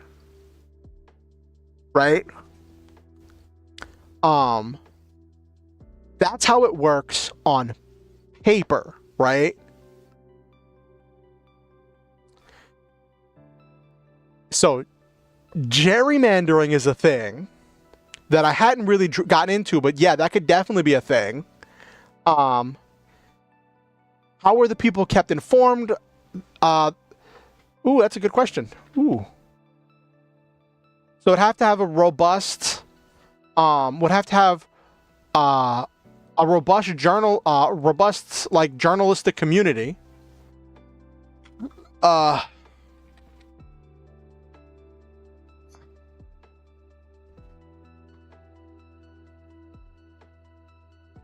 But what ends up happening is you would 1000% play a reporter in this setting. Well, this is just the Earth Empire. We haven't even gotten to the space colonies yet. What ends up happening is that because of the nepotism, the imperial family the imperial family has, one of the things the imperial family has control over is they get to sign off on all uses of tax funds. They get to sign off on all uses. They technically have control of all the tax money. It goes to the imperial family. And so all of the public works and that money is supposed to be then used for the good of the people, right? And this is something that the other groups are supposed to monitor. Yes. I wanted to have a blend of old world and modern politics. I wanted to have a little bit of a blend of things. What ends up happening is the emperor arranges political marriages between members of the imperial family and different senators. So, if those senators marry into the family, now, because they're parts of the imperial family, they gain access to that tax money and they're no longer tied to that fixed income for their region. So they're no longer incentivized to keep acting in the best interest of their people. And as long as they can control the gerrymandering and the journalism, and they can keep the people thinking they're doing good, then someone else won't be elected. And they get to have their cake and eat it too. And even if they get voted out of office, unless they get a divorce, which that can be a messy affair, they're set for life. So they're and the situation that this creates is that the emperor gets to rule essentially unquestioned, because the emperor appoints the judges, so the judges won't go against the emperor, and the Senate is incentivized. Key members of the Senate are incentivized to side with the emperor as well. So they're never going to as long as the emperor stays within certain forms of decorum, which creates the situation where as long as the emperor keeps the right people happy, keeps the right amount of money flowing into public works, and stays within certain boundaries of decorum and formality, and so that nobody rebels, everybody gets to have their cake and eat it too. They get to run their government, skim money off the top, and live like kings while the rest of the world is kind of like okayish.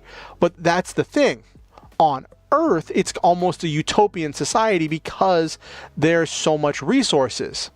Where are those resources coming from? They're coming from the space colonies.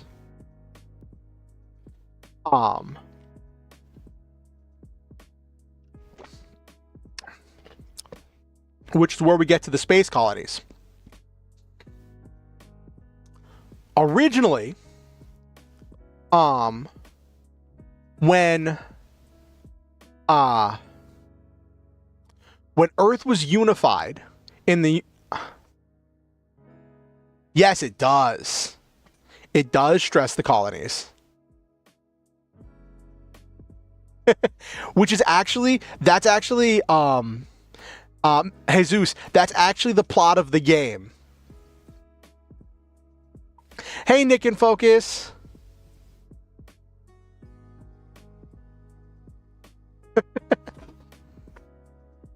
So, we're just going over the setting for this RPG Maker project I'm working on. So, when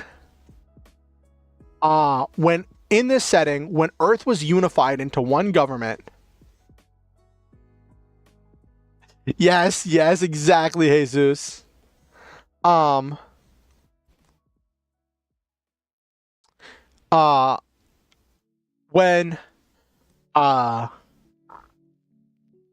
the when Earth was unified, all of the people who opposed Earth's unification, all of the people from the different factions that fought to stop the faction that ended up taking over Earth and becoming the new ruler of the unified Earth, all of those people who opposed that unification were shipped off into space colonies, which were used as prison colonies, where they worked in manufacturing plants, farms, and all of these things to produce goods for Earth. And it started as prison colonies. And then it went that way for a while.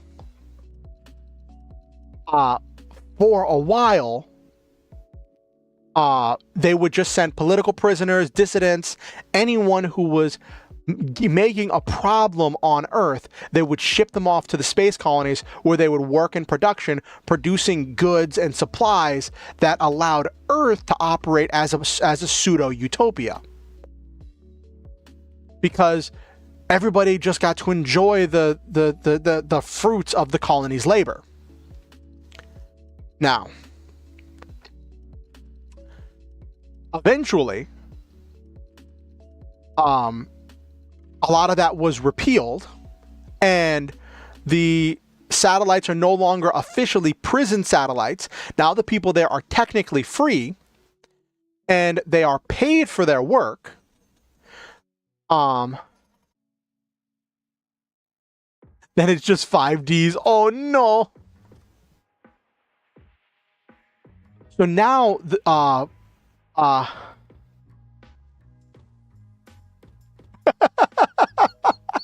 oh no, Jesus. Not the Stardust Mech Dragon. Go full code Geass, oh no.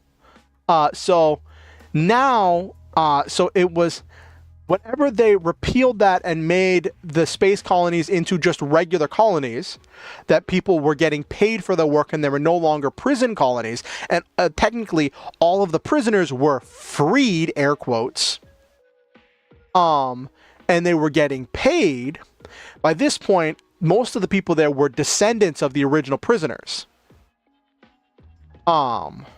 Because people were living, having children, building communities, and so they just made it into just regular places people worked. But it became so prohibitively expensive to get a ticket from the space colony back to Earth, and so hard to make a life on Earth if you didn't have Earth connections, which none of the people on the space colonies had anymore because they'd been up there for generations. Yes, that's part of the plot. Some of the children harbor some resentment between all of this. And there is this kind of feeling that after they were all technically freed, then the Imperial Earth started shipping up all of this machinery, these mechs, this equipment, robotic assistants, all of these things to make everybody, to amplify how much goods they could produce. And what ended up happening was, even though now all of the people were being paid, something like that, even though now technically all of the people on the space colonies were being paid, because now, since they weren't prisoners anymore, they were entrusted with more tools to amplify how much work they could do, how much goods they could produce. The production went off the charts. The amount of work that they could do, the colonies expanded, and the amount of work and goods they could produce expanded drastically, because before that, they were only entrusted with the minimal amount of equipment, the minimal amount of tools, because they didn't want the chance of someone causing a prison break. Well, now, there's no need to fear a prison break because everybody's free. You can go where you want and do what you want. Everybody's free.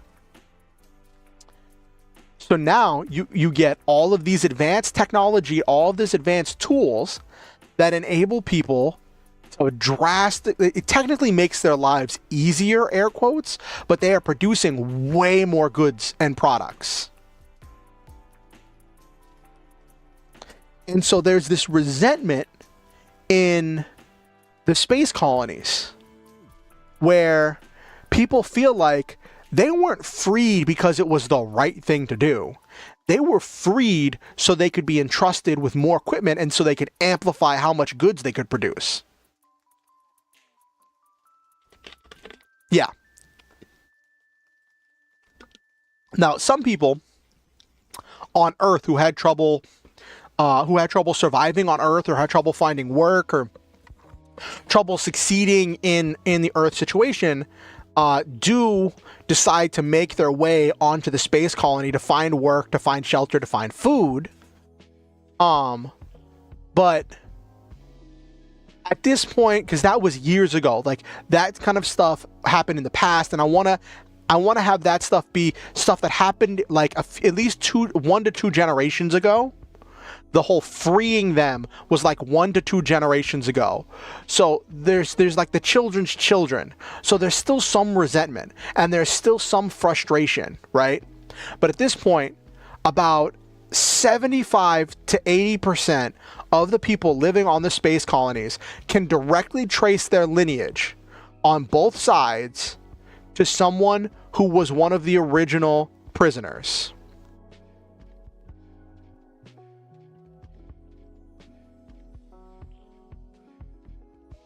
Yes. Unless you have connections on Earth.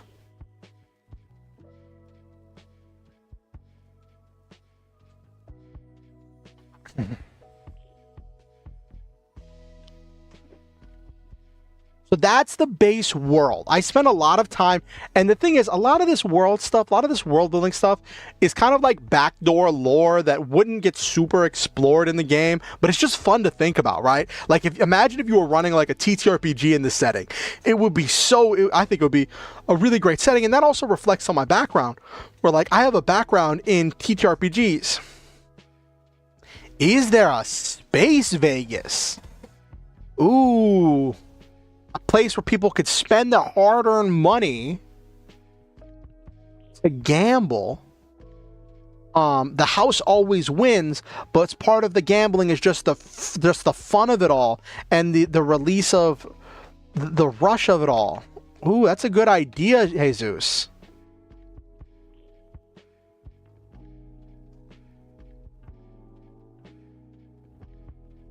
Space Vegas.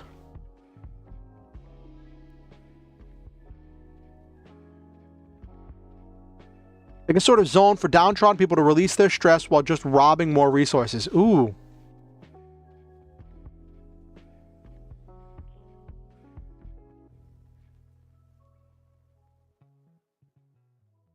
Mm-hmm.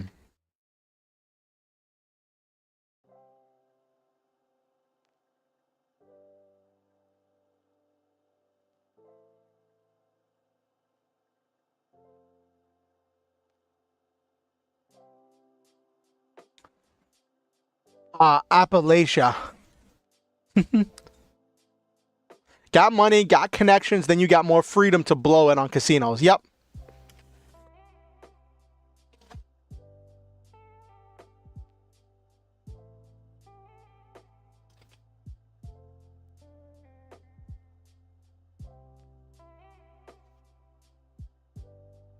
Oh, that sounds really cool, Jesus. So,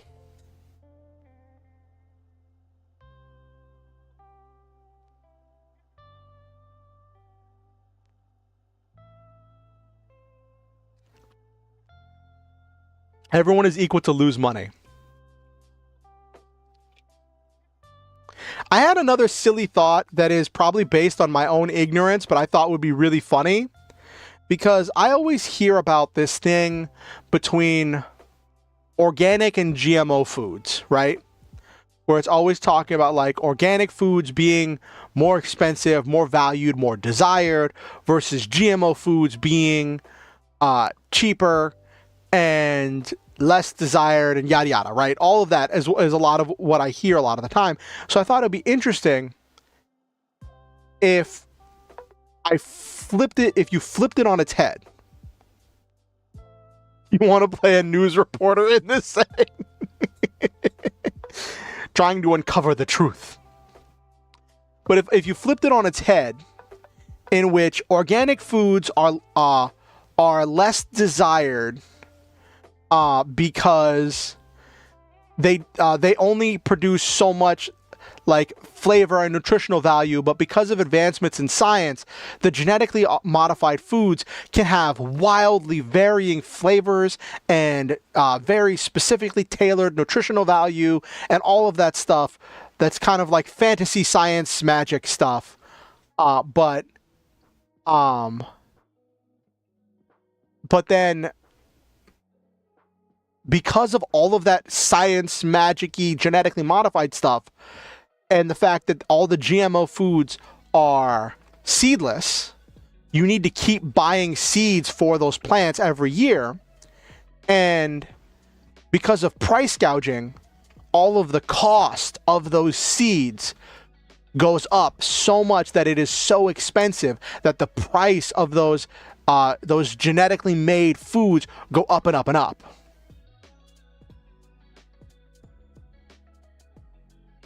Mm-hmm.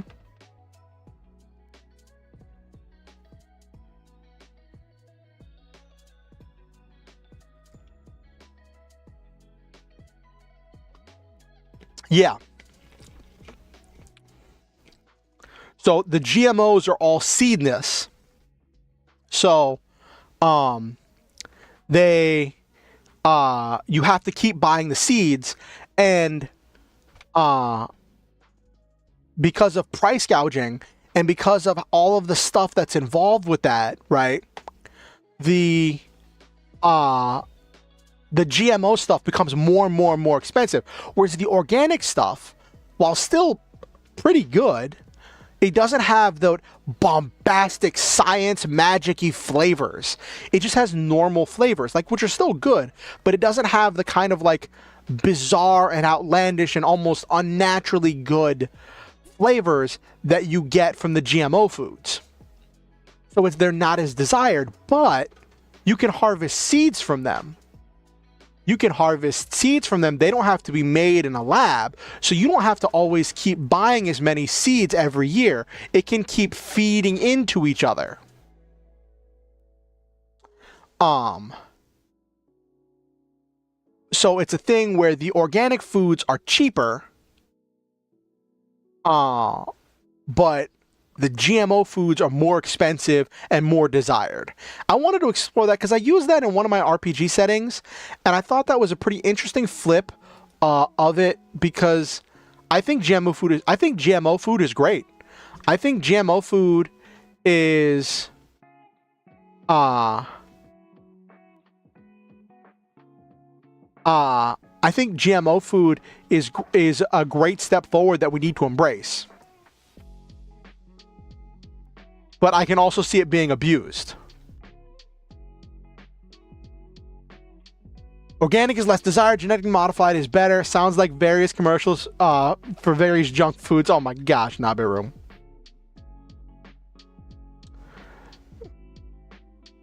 The stuff, I've never heard of it.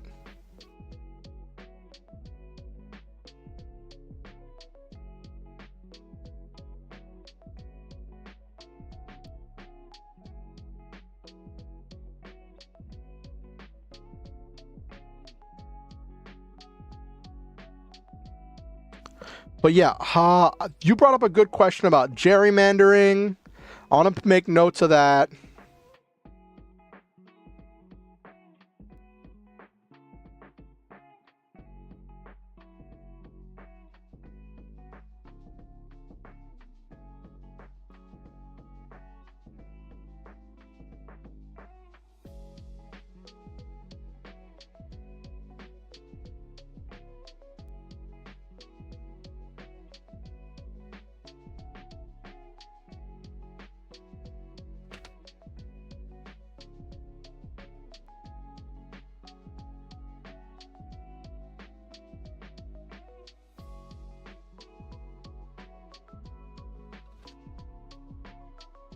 So what I mean about the lore is the idea I have for my initial plot. It's a 1980s horror movie mostly about advertisements. Enough is never enough. Ooh, that's interesting. A horror movie about advertisements. Jeez. The true horror was capitalism all along. So my initial premise is that one of the senators wants to assassinate the emperor right after he marries one of the emperor's daughter to make himself next in line for the throne. Now, this senator leads a coalition of senators whose duty it is to investigate the judicial branch for corruption. That is, this senator is the one who is supposed to... Ooh, I also have to define...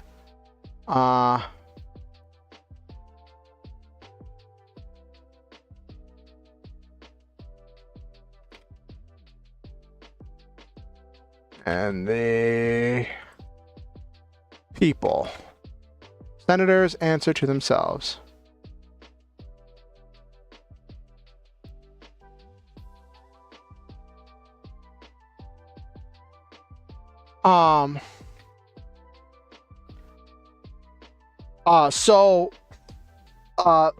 This senator is given this position of power of being, air quotes, next in line for the throne, even though the emperor is currently like middle-aged and healthy. So the emperor feels like he's got a long way to go, right? And normally, if an emperor steps down, there would be some decision between all of the viable applicants for... actually, that would be...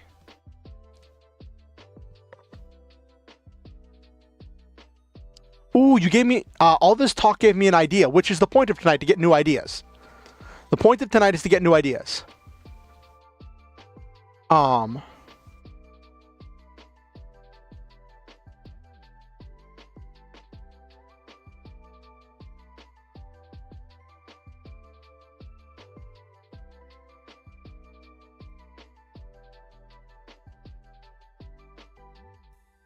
Yeah, make himself a magic bullet. Yes.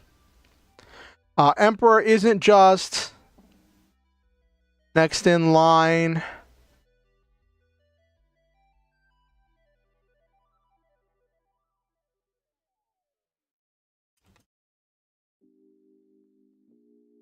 Unless there is a sudden death.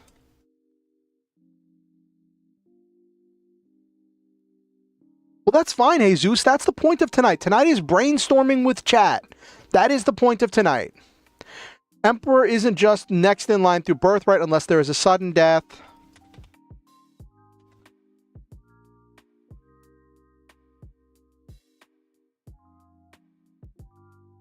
Time.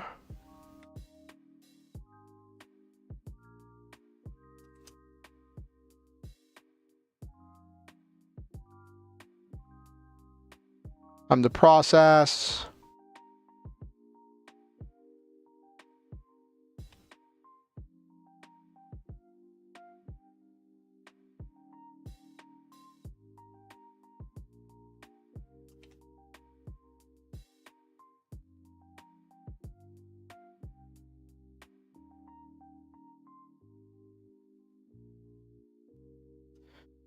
So normally, so this is another check and balance.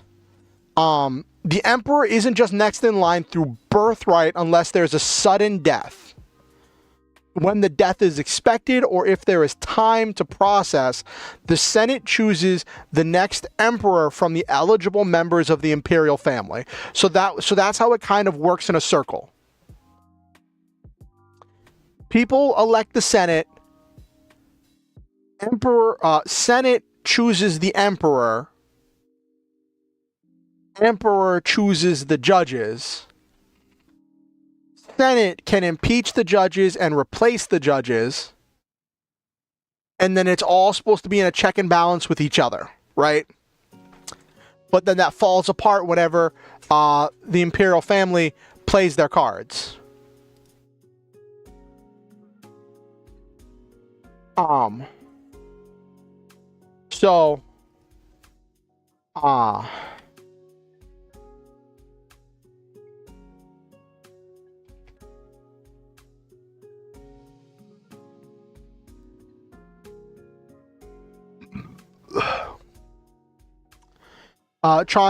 There's like a Nobunaga type thing that's trying to subtly bring together the senators and amount of forces to make a coup happen on this clearly unfair magic bullet PS.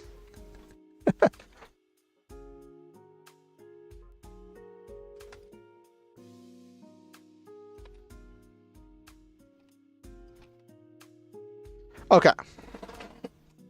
Emperor is middle-aged and healthy and is expected to live a long time.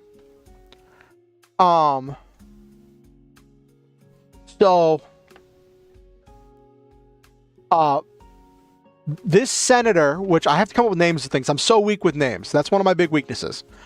So this senator leads a coalition of senators whose duty it is to investigate the judicial branch. So these are the ones who are supposed to determine if the judicial branch is being manipulated by the emperor. And this is the leader of that coalition. And he's been given the opportunity to marry the emperor's daughter. And his plan is, because while he was the leader of this coalition of senators, he has been amassing all this evidence of the emperor's excesses, of the bribery, of the corruption that was going on, all being done at the behest of the emperor, right? So his plan is to assassinate the emperor, and then after the emperor is assassinated, release all this information about all of the emperor's misdeeds and corruption to paint himself as a hero and say, look at what I've done to save society, and to install himself as a new leader, where he'll do all the same things the old emperor used to do, except he'll be the one on top this time.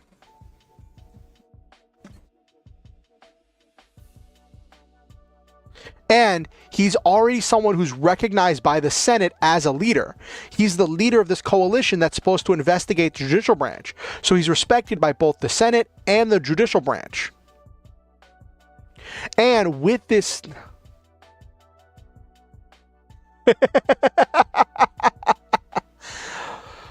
can you imagine being the news reporter that had all of the proof of the emperor's misdeeds fall on your desk? Ooh, that would be interesting. If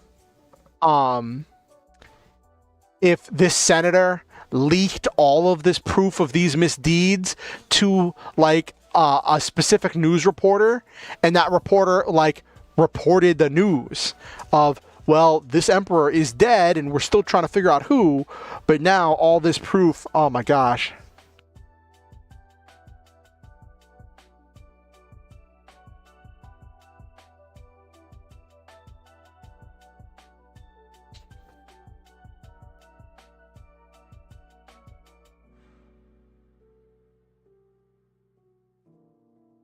Ooh.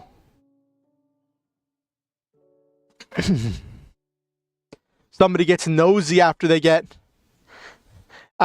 removed from office.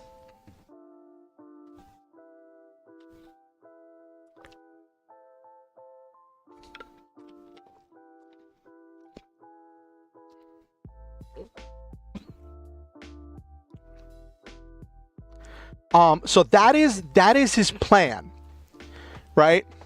But in order to do this plan,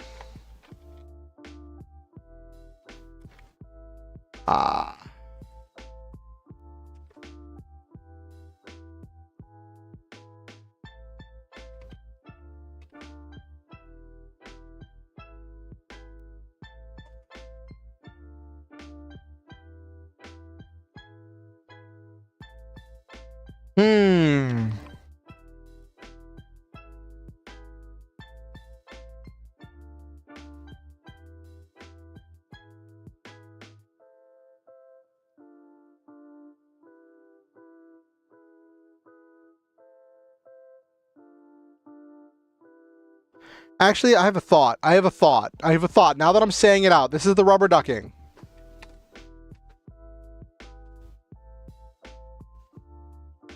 What if the senator, because I was trying to figure out how to involve the colonies here, because my original plan was going to be to have a colonial mech loaded with weapons get delivered to Earth, and then that's what gets used for the assassination, right? That's the guy's plan.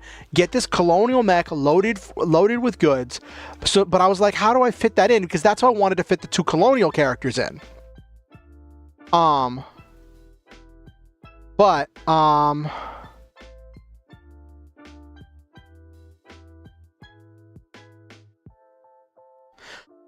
that's so the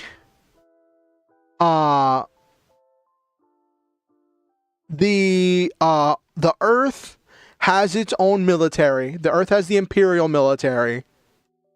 And each colony technically has their own law enforcement militia.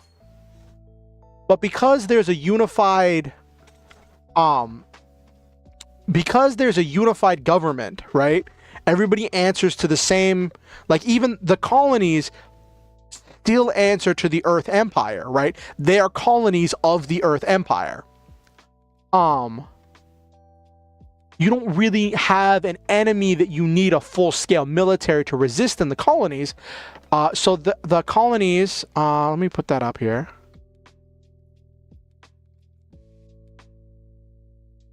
That's a good question.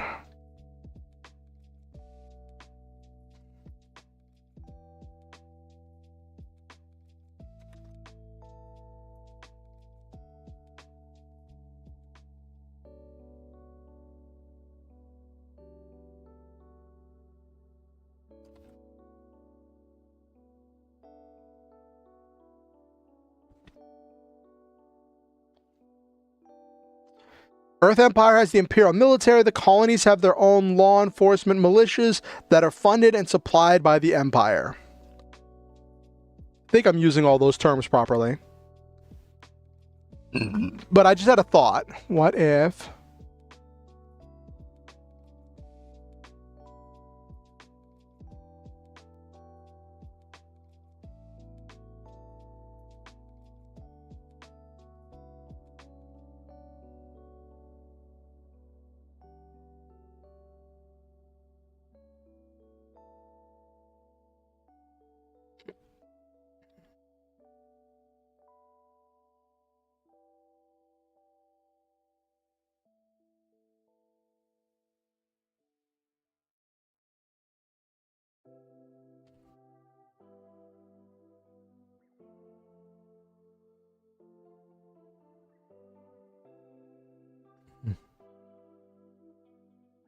Armies are paid just enough to survive, and you do this so everyone keeps their freedom.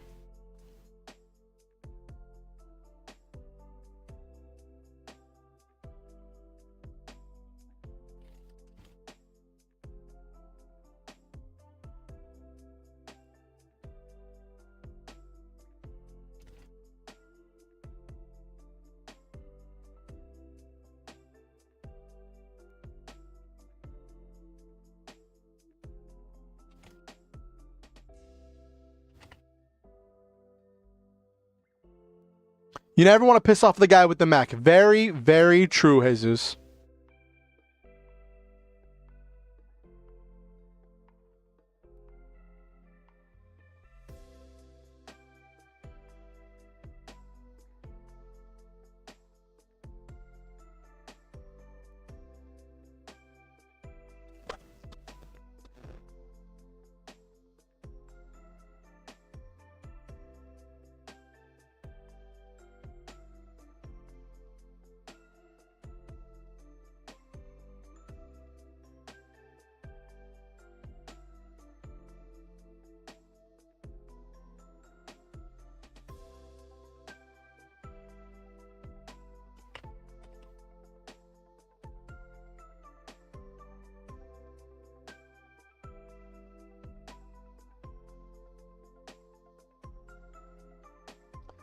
I could see there being a lot of mech space pirates in this setting and lots of guerrilla warfare style conflicts throughout.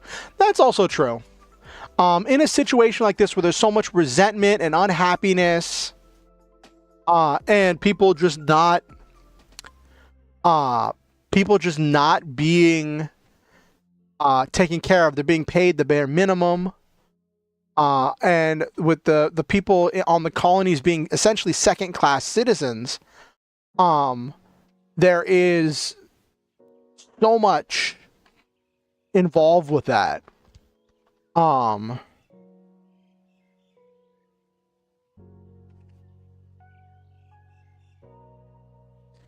want the main character. So, basic plan. My basic plot here is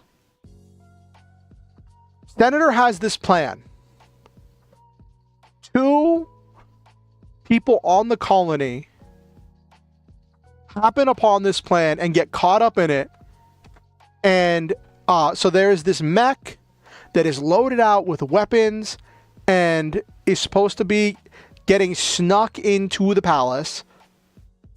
And these 2 characters find it and they take it and they run with it, because they realize they're going to get blamed for it if somebody finds them, because, well, actually, I'll get into a second. I'll explain in a second. Let me just write this down.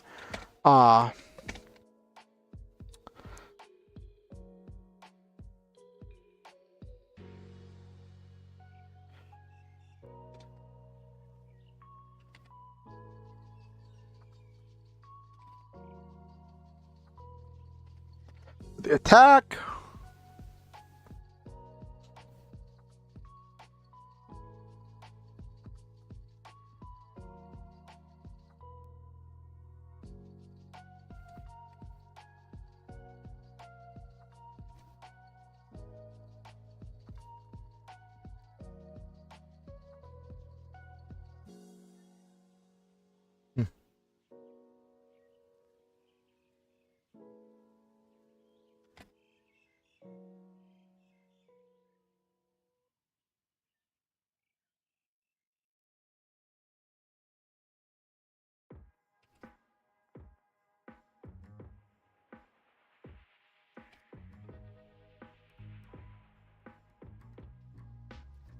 Okay. So I changed it. I changed it because I realized my original idea didn't super work. So bad guy plan. The Emperor plans to ship a colonial mech loaded with heavy weapons and armor to Earth, sneak it close to the palace, have it remote controlled to attack the palace suddenly, killing the Emperor during the wedding.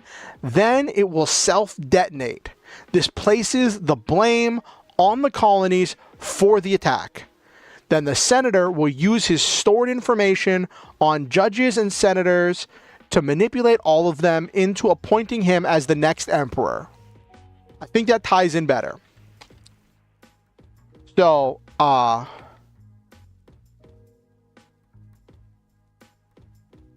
what ends up happening is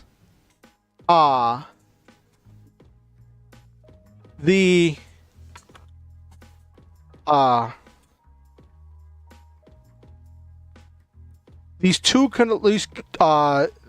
colonial grunts, warehouse workers, excuse me,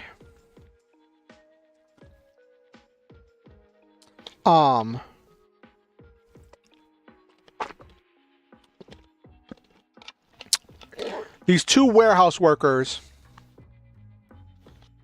happen upon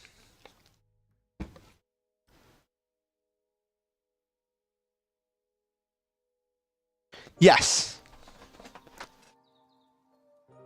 The more cogs, the more things there are to go wrong, and that's what happens here. So this guy wants to pin the blame on the colonies, right?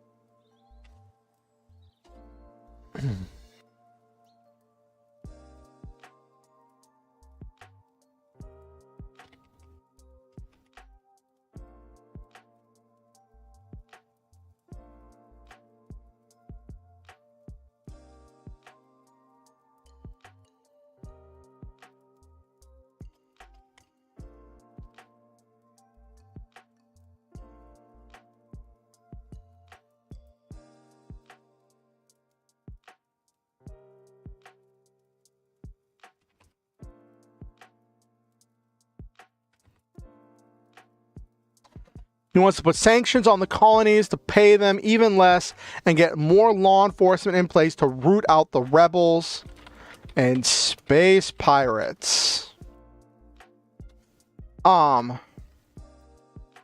So these two colony grunts are working on loading up a space freighter, a freighter shuttle to go back down to Earth of supplies.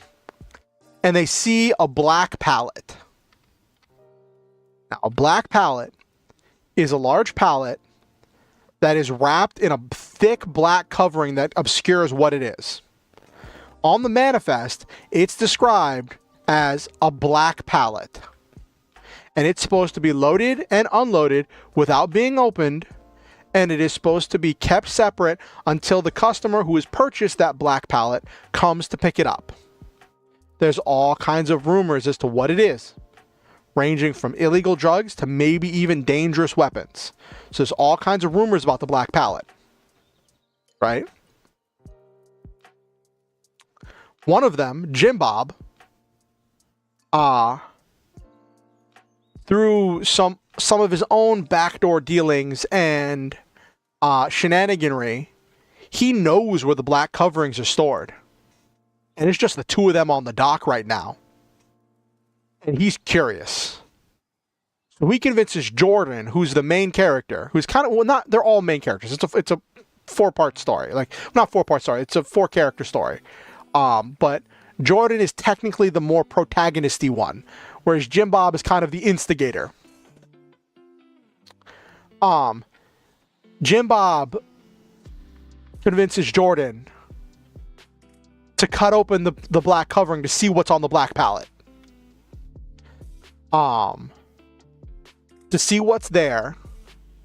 And then it's like, nobody will see, nobody will know.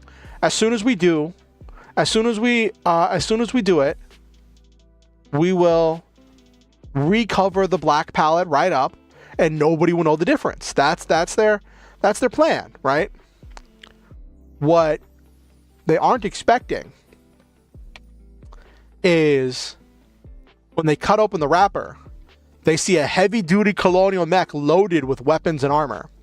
And once the wrapper is cut open, it triggers something on the mech, and the mech instantly powers on, firing up its reactor. The reactor firing up is detected by the security system, by the automated security system, and alarms start going off. And it occurs to the two of them that the company is never going to admit that they were shipping a black pallet that had a mech on it. Their colony is never going to admit that all of that proof is going to be buried. If now that alarm has been caught, if they are found with this pallet, with this mech, they are screwed. They are completely screwed. They're going to be put away in jail. They're going to be in solitary confinement or doing something terrible for the rest of their life. So, their solution is to steal the mech, blast out the side of the wall, and run away. And then, and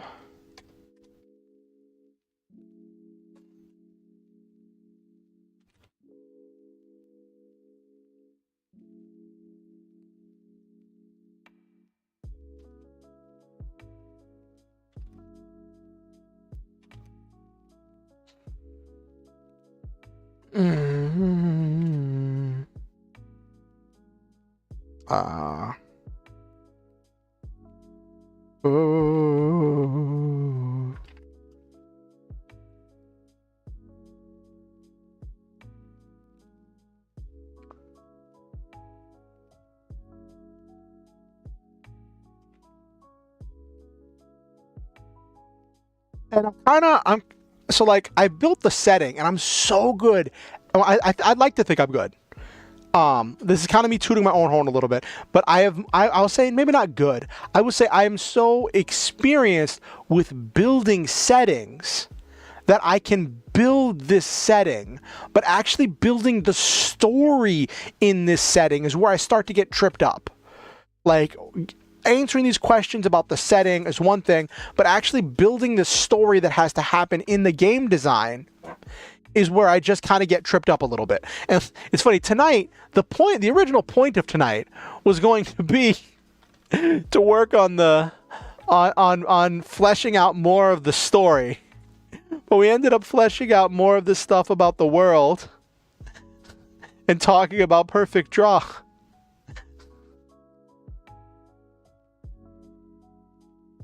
I'd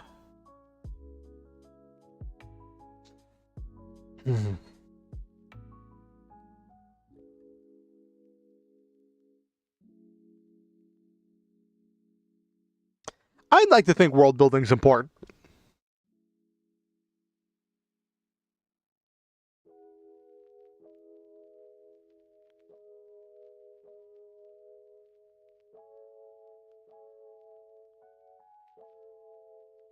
Yeah, we did go a little bit overboard.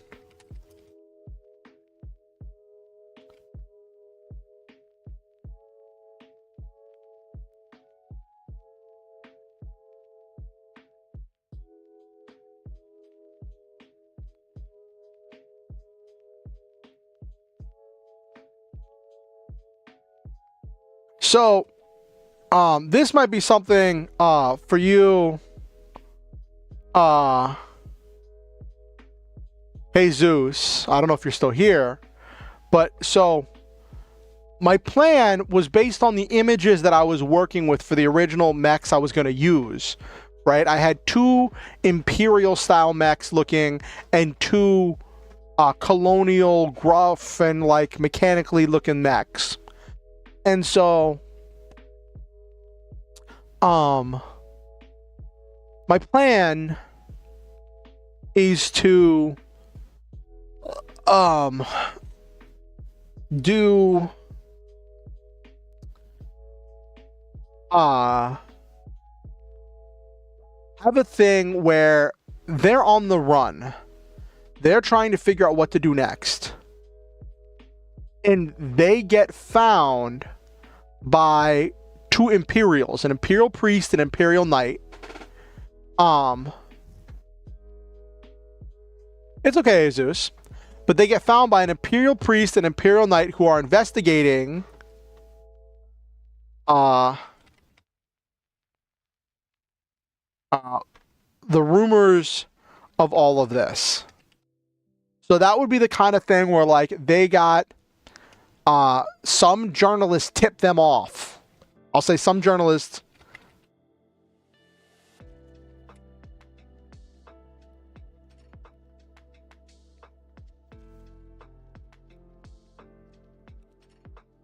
And they're following up on them.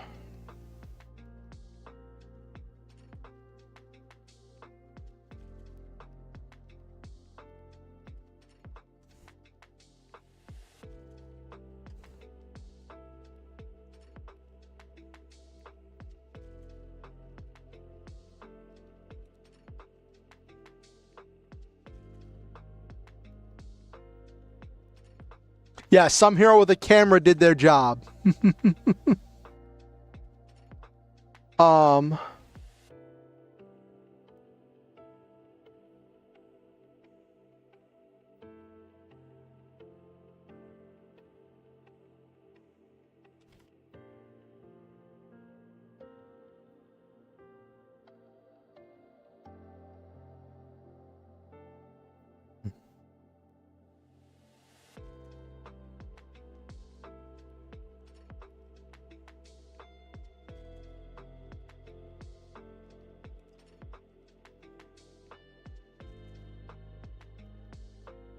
Or they investigate the data on the colonial mech, see if it is set to be remote controlled.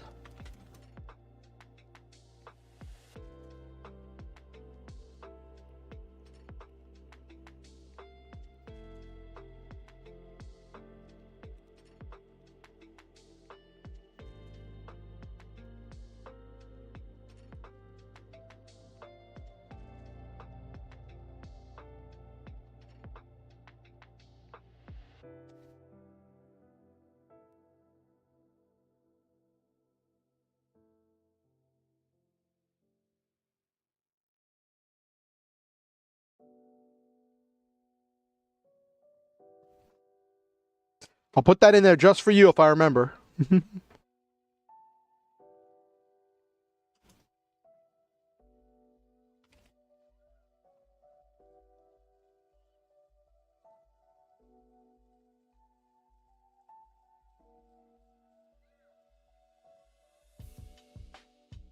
I think this would be a really fun world to run like a Lancer campaign in or something. But the basic, or like, maybe not Lancer, because Lancer is a bit too wide of a scope. But something. You could run something in this setting.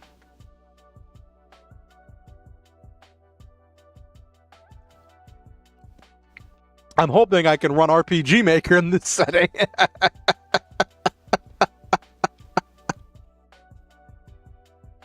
Ah.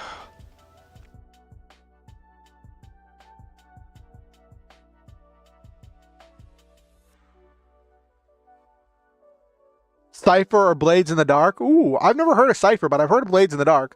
That's more of like the mystery style one, right? Wait, no, Blades in the Dark is the heister one, right? Ah, where you're doing a heist. Well, I wonder what you'd be stealing. Maybe you'd be stealing. You could technically do a Shadowrun campaign in this. Cypher's your favorite? I'll make a note of it.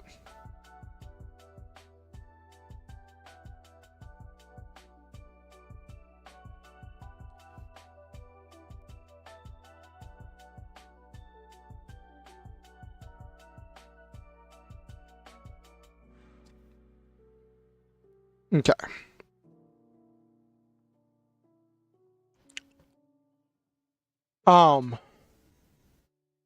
So what ends up happening is these two Imperials steal the mech. Yes. And this is where I kind of run into like, bleh. I know. So what I want is I want the two Imperials to show up and join your party because they want to get to the root of what's wrong. They want to get to the root of what's going on.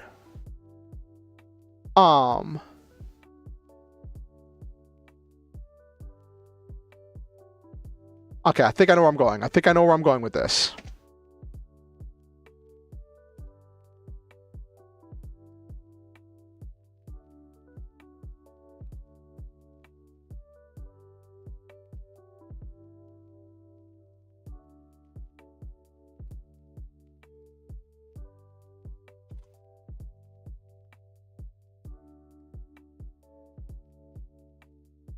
Bob and Gordon are publicly blamed for the mech and are being hunted.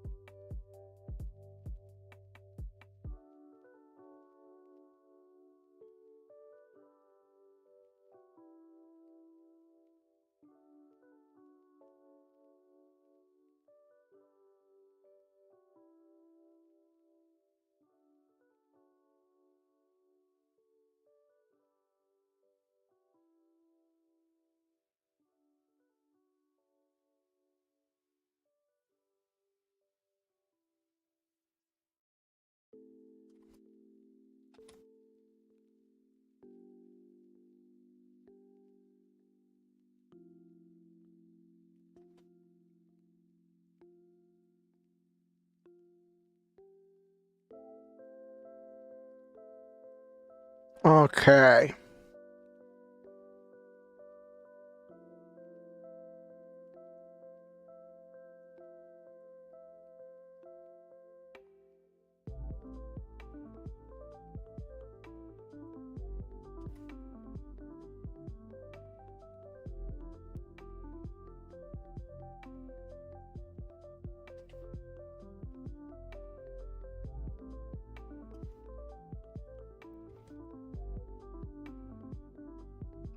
colluding with the rebels. Exploration first RPG system that emphasizes giving a lot of tools for controlling the narrative to the players and is otherwise a rules-light resource management game. Ah, that's interesting, Jesus.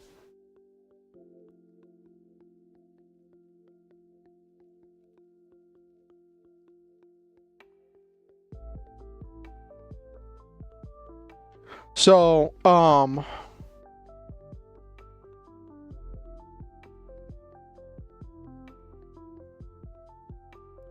So basically, Jim Bob and Jordan are publicly blamed for the mech and are being hunted. The two Imperials find them, find proof on the mech, on the colonial mech, that Jim Bob and Jordan did not program it. They get the data that they can use to track down whoever is going to remote control it, so they can figure out who's planning all of this.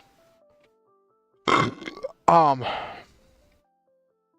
they go to turn it into their commander.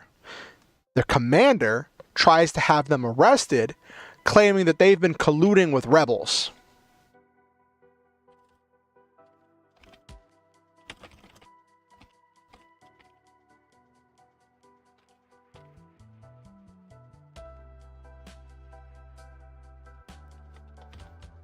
Are eventually rescued by rebels.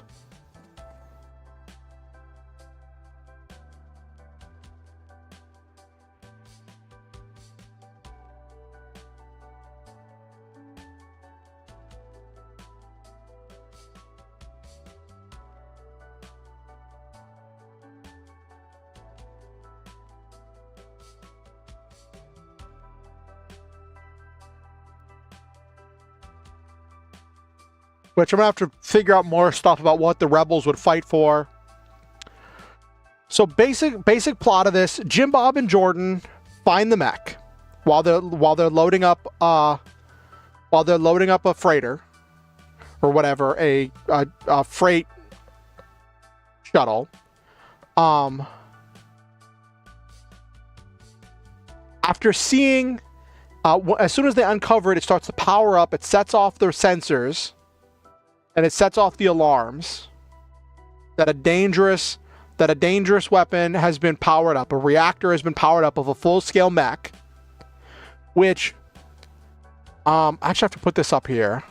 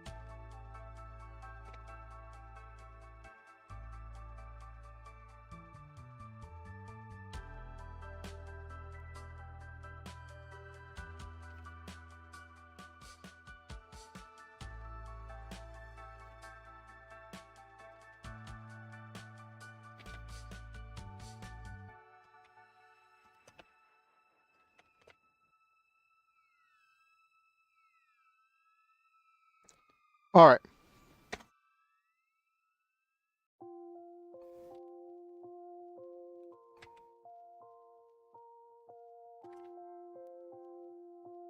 So basically, a combat mech and a work mech power up very differently and give off different energy signatures.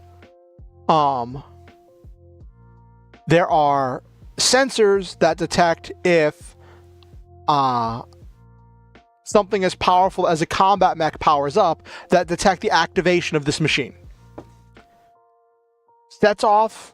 So you want to have your goal, you want to have your path, and then you can fill out who they meet along the way, what they have to do. I'm planning this not quite to be a hallway simulator, but I want there to be an RPG where you're playing a role and following a narrative. Hey Z, all right, have a good night. So one thing, we're going to be winding down in a little bit, but one thing I like to do is I like to speak positive affirmations about all of my viewers.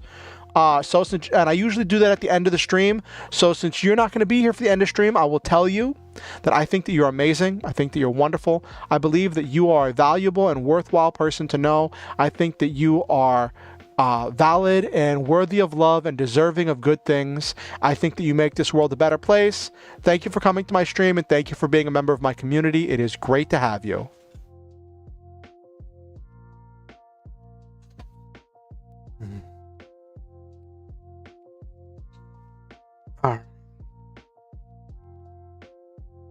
I don't know if Z3 already left, but that is my good night thing to you.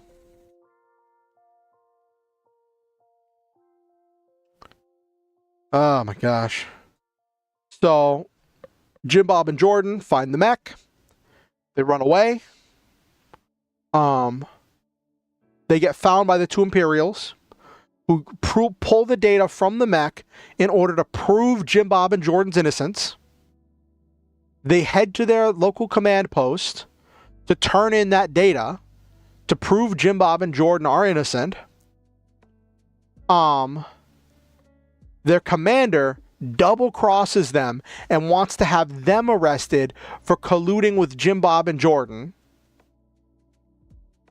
in order to cover all of this up, because it's all part of a cover operation. Then the four of them escape. They run. As part of their escape, as they're trying to run to get away,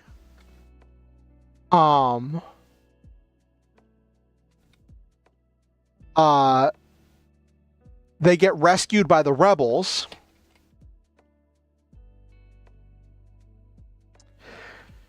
So here's the thing. One of the things I wanted for this was I wanted romance. I wanted some kind of a love triangle or romance thing, and I don't know where to put it. Because originally, right, I'd wanted there to be some way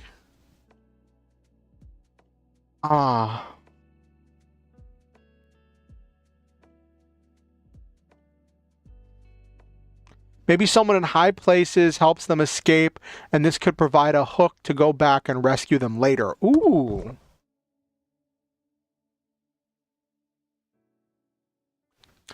So, I know it's cliche, but I love cliche sometimes. I love cliche sometimes. I want Jordan to somehow meet the princess that the senator is supposed to be getting married to and fall in love with the princess. I don't know how, but I want Jordan to just fall in love with the princess.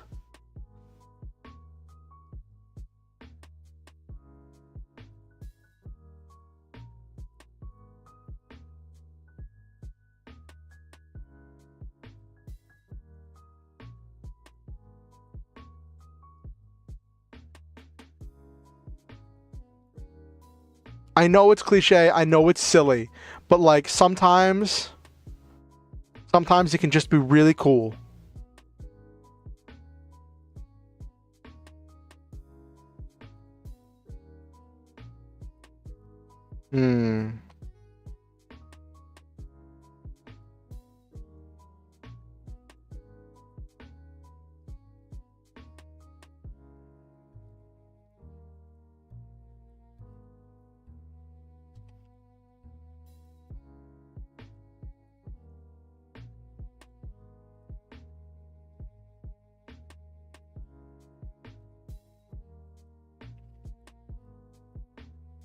They don't want the...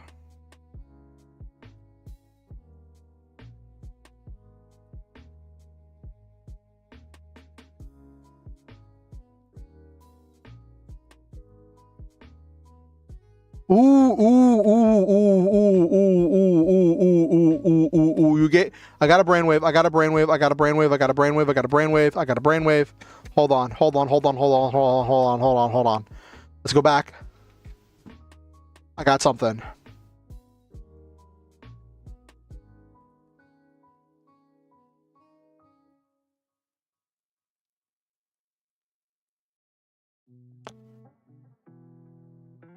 Sorry, I realized that probably sounded really weird, but like I just had a thought.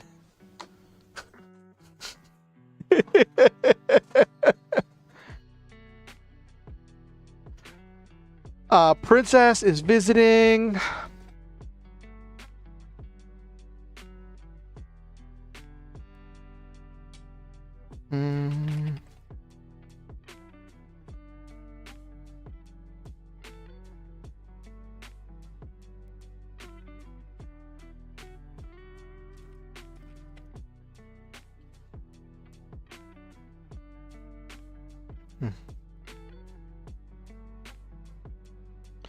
Is visiting the colony. We'll be taking the supply shuttle back to Earth.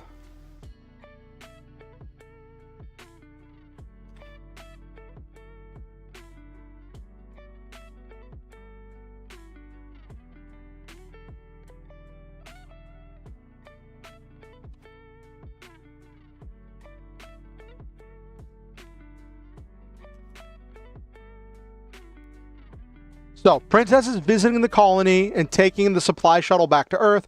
She meets Jordan while taking a tour of the warehouse and thinks he is charming.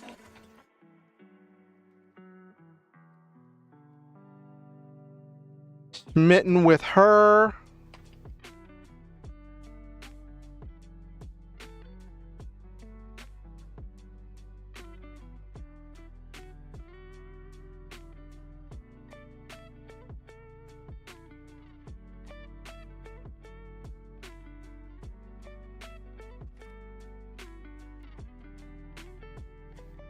Because Jordan only agrees to open the black pallet because he doesn't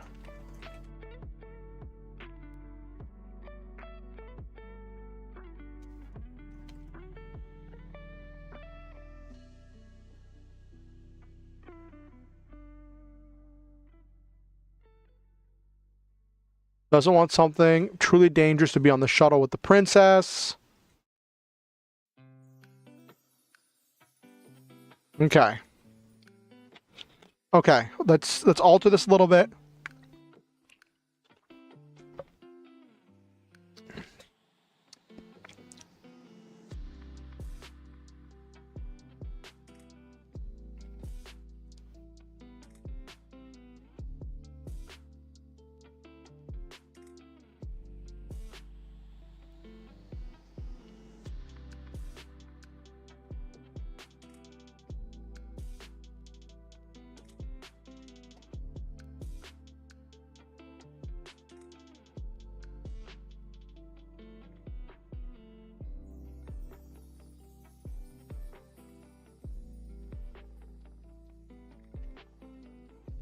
The Imperial Priest and Knight.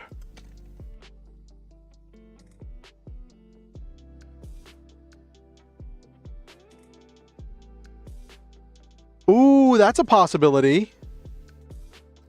Player doesn't find it's the princess, just thinks it's a girl.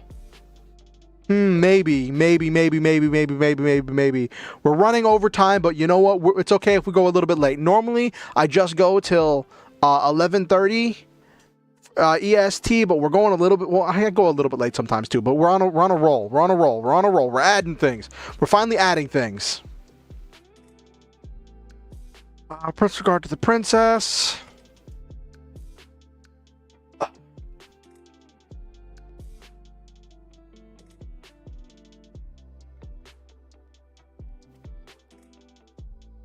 Yeah, we cooking. So here's my thought.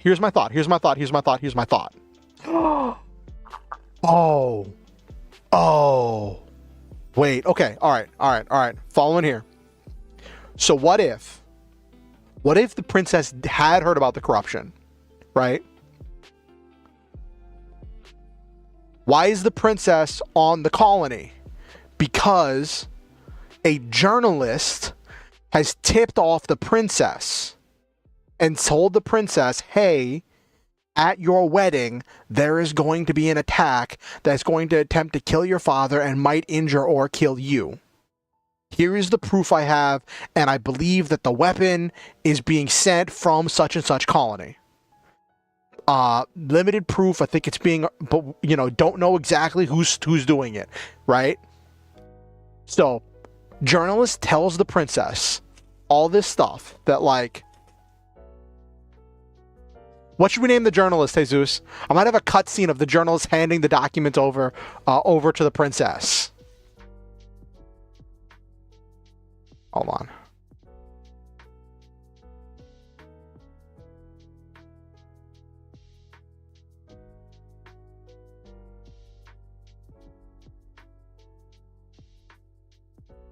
Very anime to be someplace they shouldn't and not recognized instantly. Oh my gosh.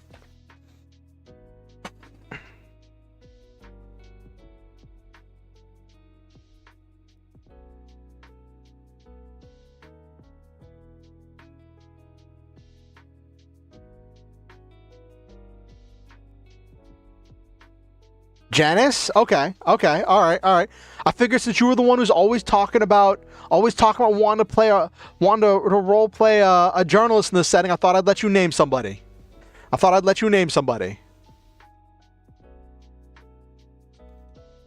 Your self-insert character, Jesus. This is what we call chat interaction, right?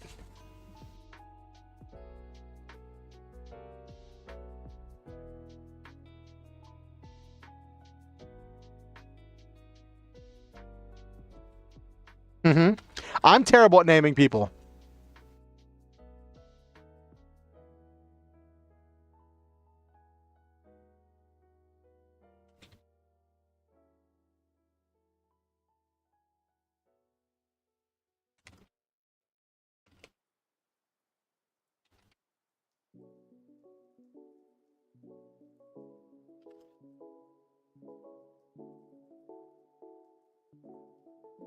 The weapon was coming from...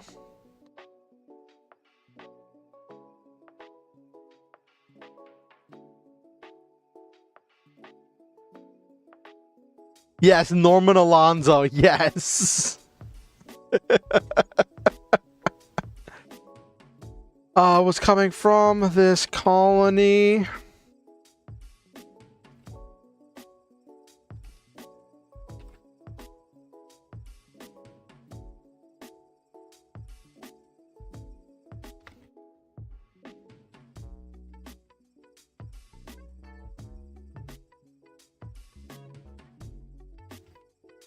With her 2 guards.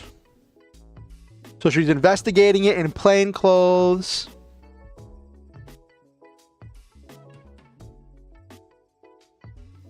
Okay.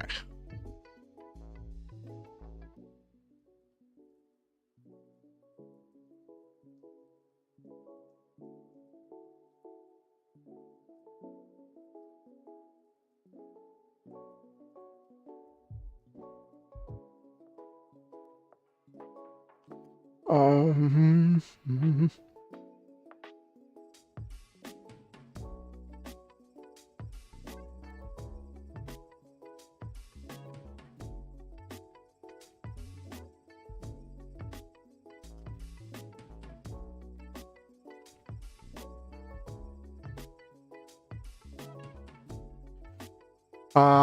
Pretty girl is visiting the colony.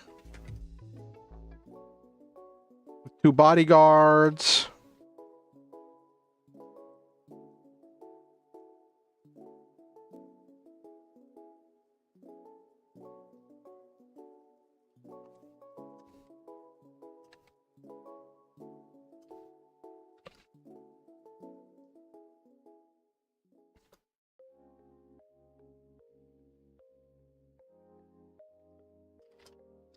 Earth.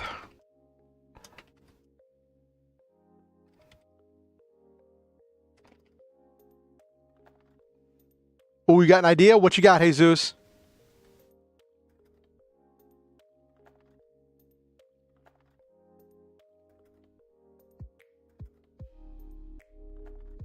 What you got? We cooking.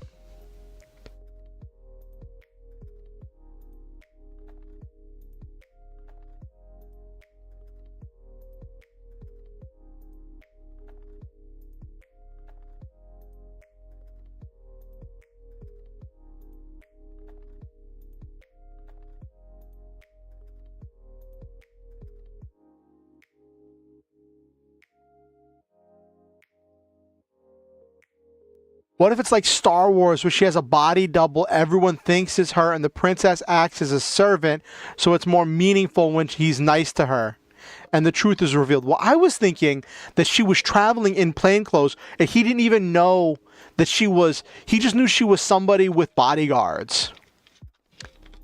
I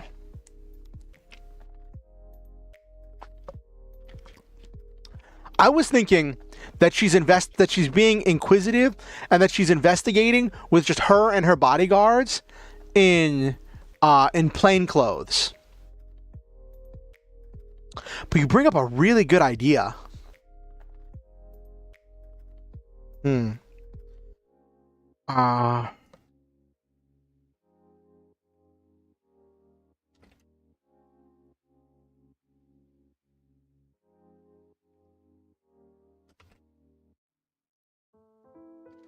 Set to marry the senator.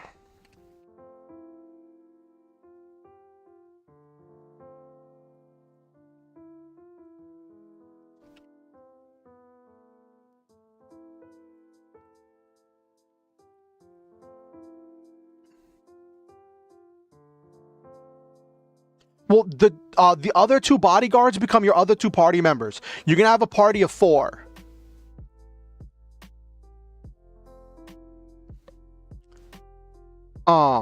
The bodyguards are the Imperial Priest and the Imperial Knight that find the two later. She sends them to find. She sends her 2 bodyguards to find the truth after this guy she met gets accused of stealing a giant mech, of sneaking a giant mech in.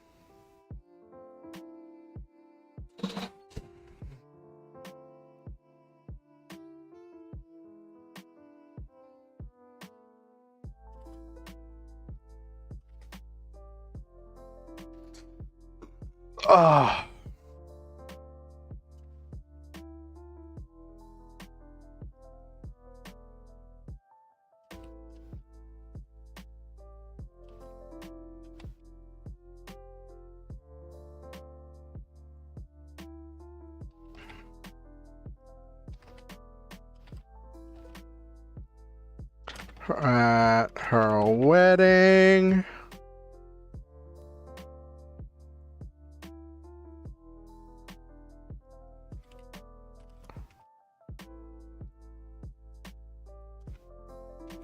She is following it up.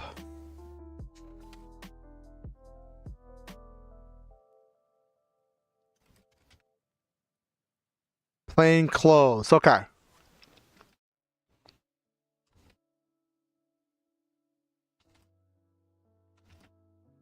She sent her 2 guards.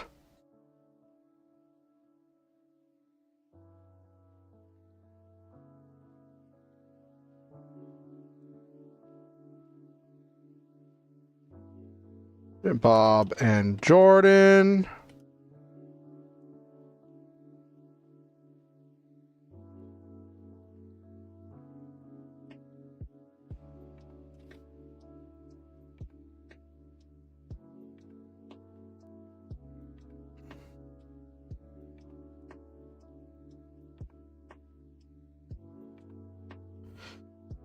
Which then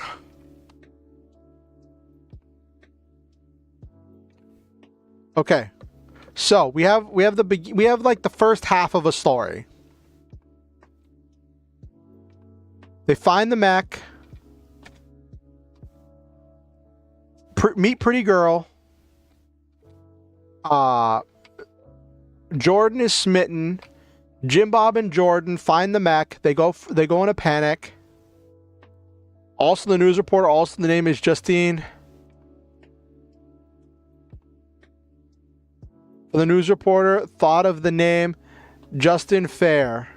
Justine Fair. Which sounds like just and fair. Thought you wanted Janice. Okay.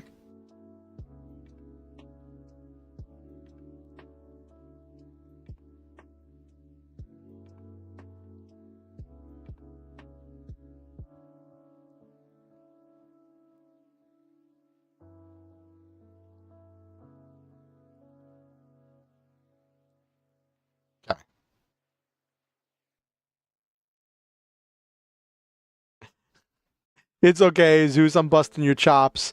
We're all over the place. I have rewritten this like 4 times.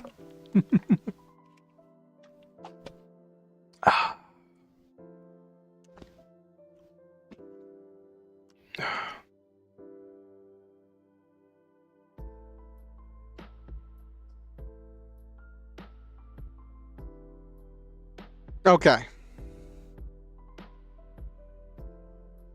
Yes, it is such a mood. I do writing streams too every once in a while. I did a writing stream on Valentine's Day. I almost did a writing stream today, but I was like, let me work with this actual thing.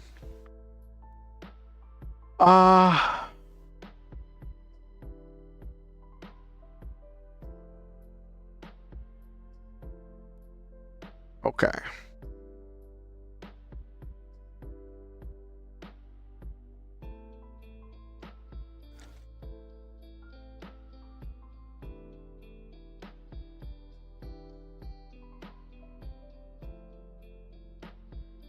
I used to do 5-minute poems as a friend on a friend stream.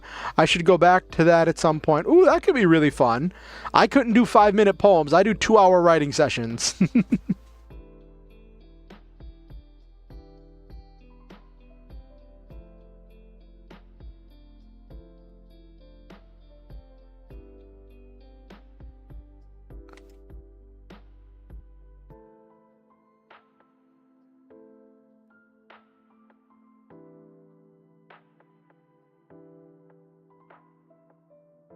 Chief.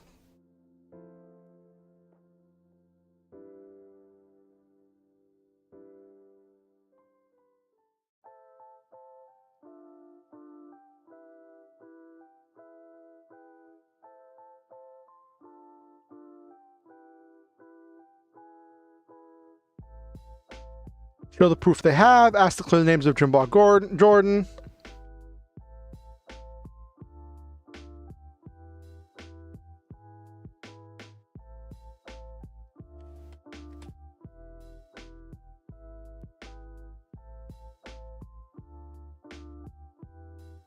Find out exactly who was behind this planned attack.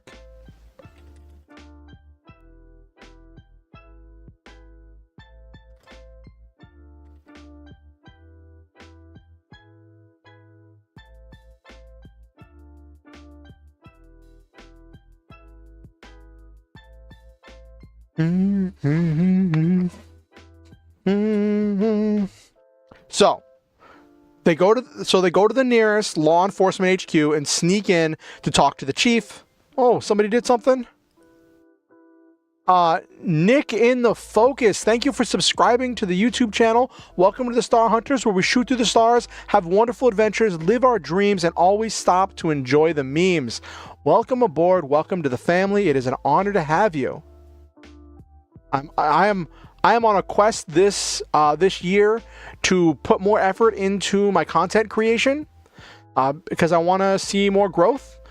I've set up I've stated that if I reach 300 YouTube subscribers before the end of 2024, I will do a cursed food eating stream where I will eat some cursed vegan food of like salsa and Oreos and bananas with ketchup and all kinds of stuff I'll eat on stream. I'll set up a little hand cam so you can see the food. And I will do that if I reach 300 YouTube subscribers before the end of 2024. And I have a stretch goal. If by some miracle I reach 1,000 YouTube subscribers before the end of 2024, I will do a karaoke stream. It might have to be at a different time of day, but because where I live, there are people sleeping directly above me, so I can't really sing for the stream at night. So I would probably have to do it sometime during the day or on a different day. I'd have to work something out in order to do some kind of a karaoke stream. Well, that's only if we hit 1,000 YouTube subscribers before the end of 2024. So if you have any friends or people you think might enjoy my content, feel free to show them my content and invite them to subscribe to the channel. So I can't do that without your help. I can only do so much. I do what I can with what I have, but I need all of you all to help me with this. So that's why I made that as a reward for everybody. I've never done a karaoke stream, but I made that a reward. Okay. I'm going to finish up this last little bit here, and then we're going to start doing the outro, okay? This has been a fun stream. We've had people coming in. We've had all kinds of stuff happening.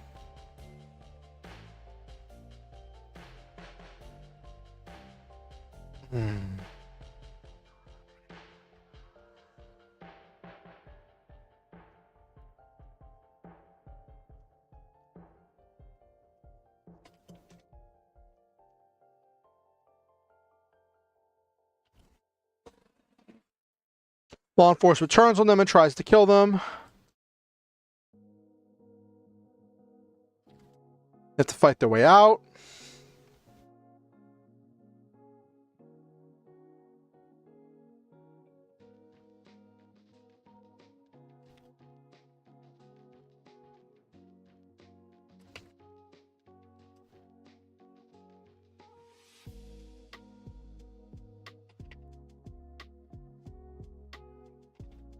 Some rebels.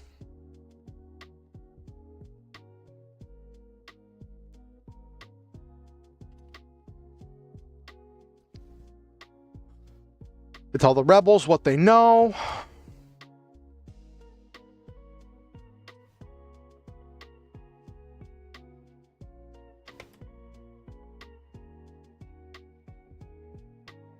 What they're fighting for.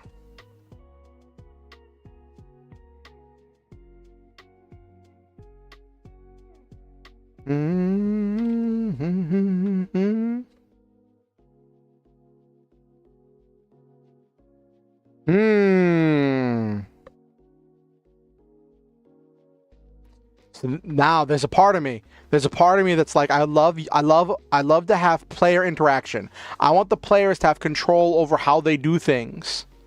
And there's going to be control over how they do things combat-wise, right? I'm possibly going to have like skill trees and stuff that characters can go through and how they develop and level up and gain their abilities and stuff, right?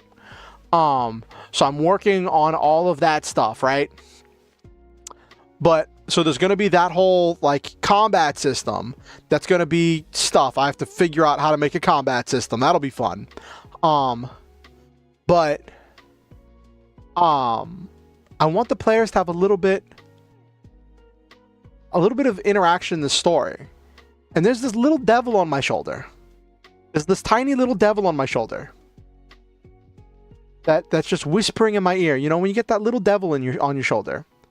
That's just like, yo, make the leader of the rebel group that saves them a woman that Jordan also gets smitten by, so then have a thing where the player has to choose who they, maybe not branching path per se, have it be more of like a small thing. Maybe not even have like a whole lot of payoff to it, but have a thing where like he has to choose which one he likes, the rebel girl or the princess girl. I don't know. I probably won't do it because it's like trying to implement it would be complicated. But I just like that little devil on my shoulders, just like poking me in the ear, you know? A little devil on my shoulder. Anyway.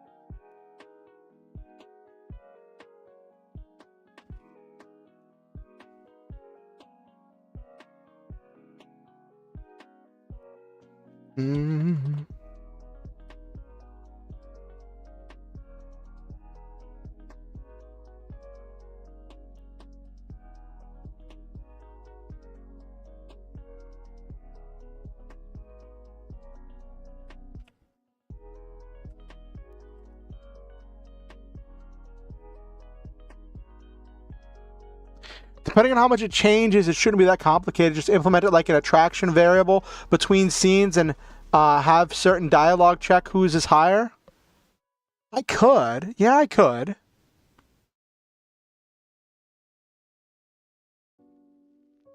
But I just don't know what I'd do with it, right? Like,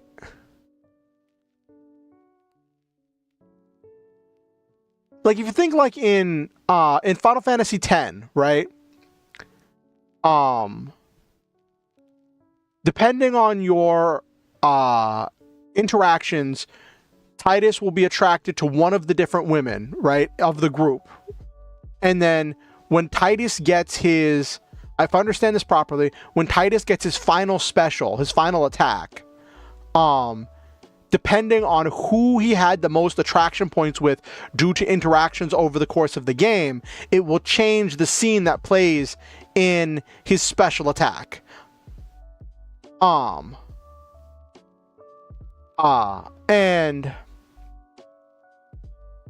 that's the thing. I don't know that I could implement something like that, and I don't know what I would want to do with it. Like, I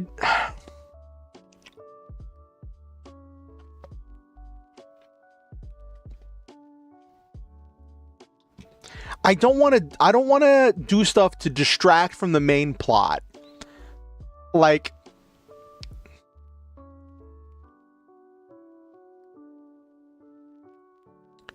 it'd be one thing, I guess.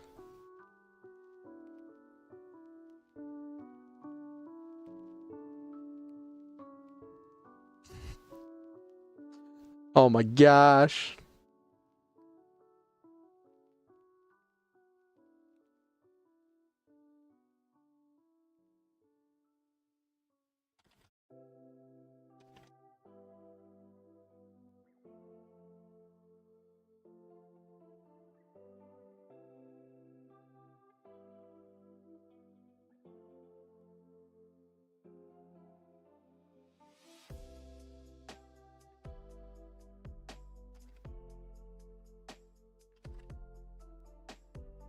Three max at the time.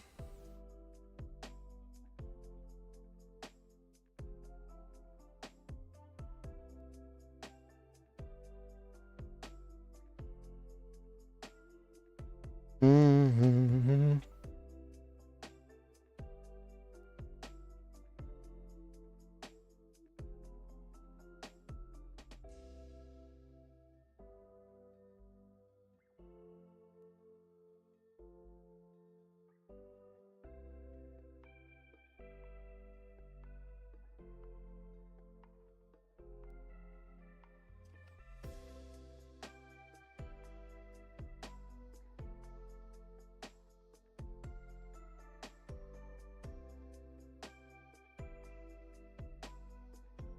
Mm-hmm.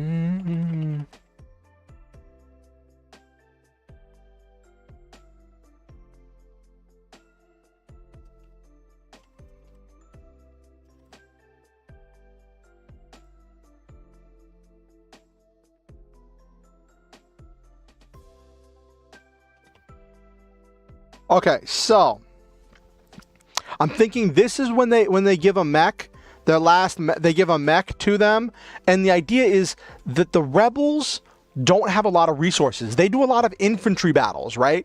They do a lot of like fighting on foot, but they don't, and they have their shuttles and stuff, but they don't have mechs.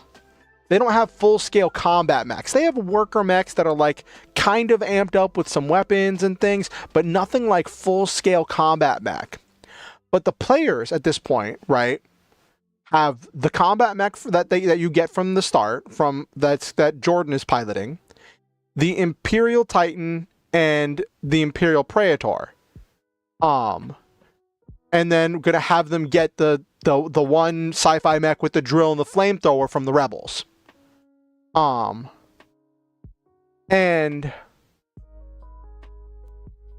that means that the player's party is like more equipped for this mission. They're more equipped to go toe to toe with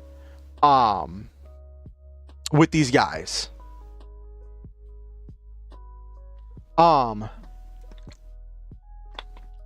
So when it comes to sneaking into the palace and stopping the assassination attempt, it's got to be the player's party to do it. And they also mentioned that because they let slip that the princess sent them to investigate this, that now the princess is in danger. They probably won't do anything until after the wedding, right? Because they need her alive for the wedding. But after the wedding, she'll probably get dispatched very quickly, or maybe might intentionally be killed in the assassination attempt. But oh my gosh, it's almost midnight. Oh my gosh. We've been cooking, chat. We've been cooking. We were slow getting started, but we cooked a lot. Oh my gosh. Okay.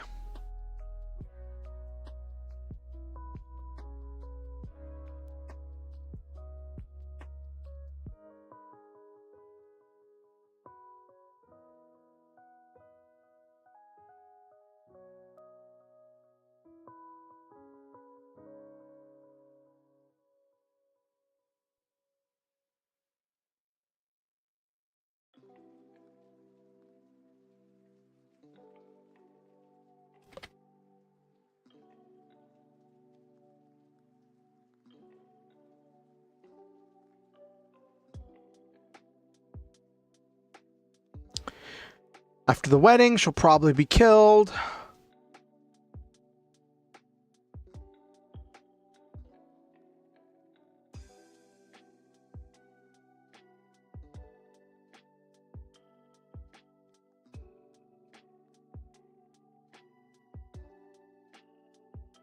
Yeah, it is fun to see that. Actually, I got an idea. I got an idea. I got an idea. I got an idea. I got an idea. I got an idea. I'm thinking about what you said, Jesus, about the body double thing, right?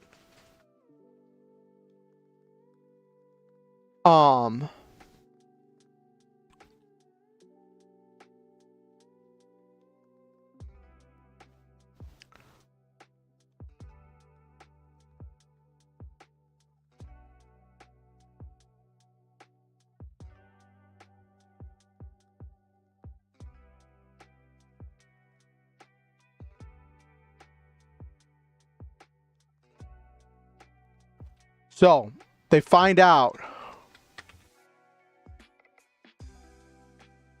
How do you spell disappear? Oh, only one S. Okay. So they realize that they let slip that the princess sent them, right? The princess sent them. So now the princess is in danger. And they realize they're probably going to kill or imprison the princess in order to keep her from talking. And they're going to use a body double for the wedding, who will just disappear, be tragically killed.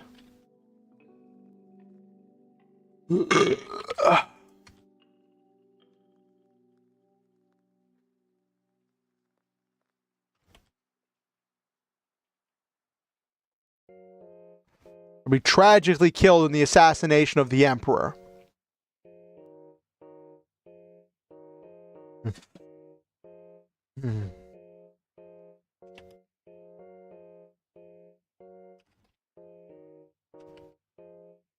Tragically slipped, yes.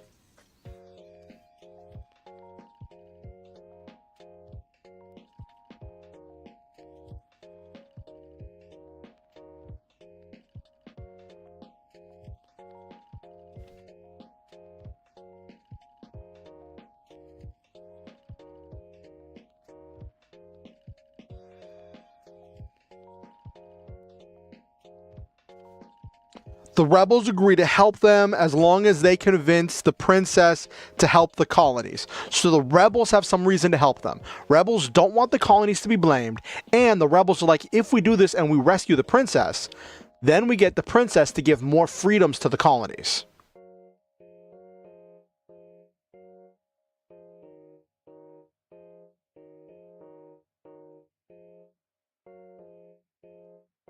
Oh my gosh.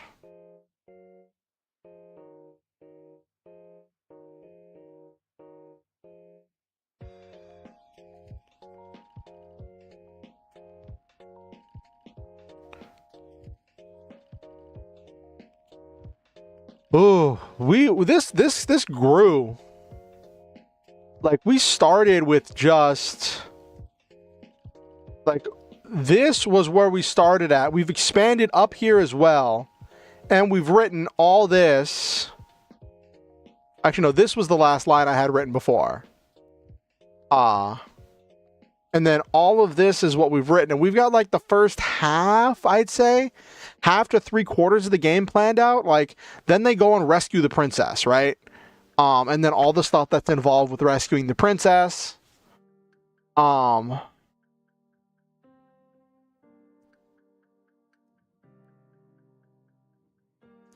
I want to explore some of the... I want to flesh out some of the characters, because I don't want it to just be Jordan's quest to save the princess and have, like, nothing involved with everybody else. So I want to flesh out everybody else's characters and have things that happen and scenes that are related to all the other characters as well. I want it to be I want them to be full characters, right?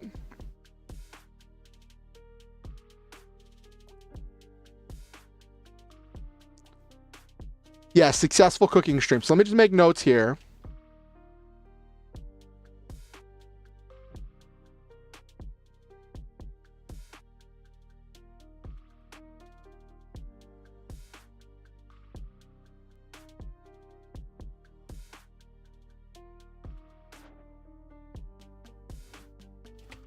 Cutouts.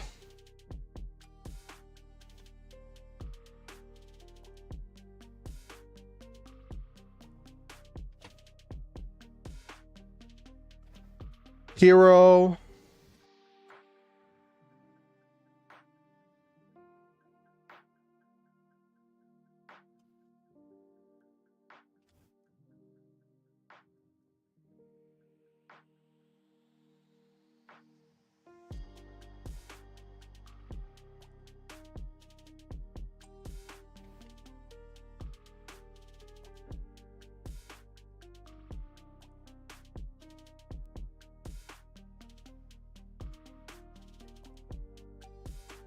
Easily swayed by pretty women. Okay.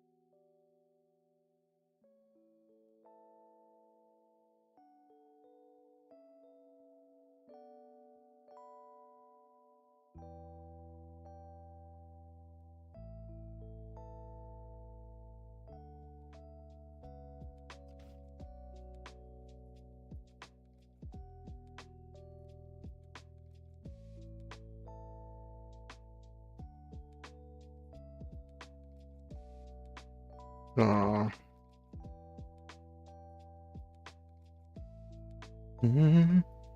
Lost his family.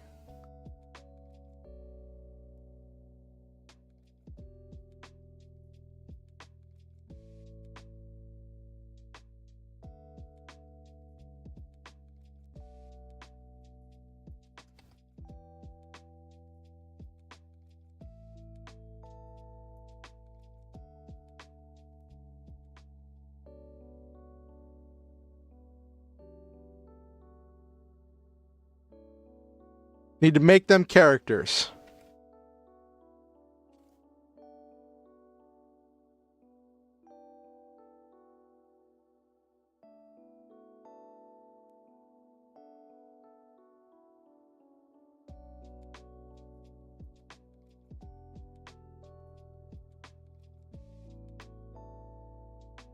Okay.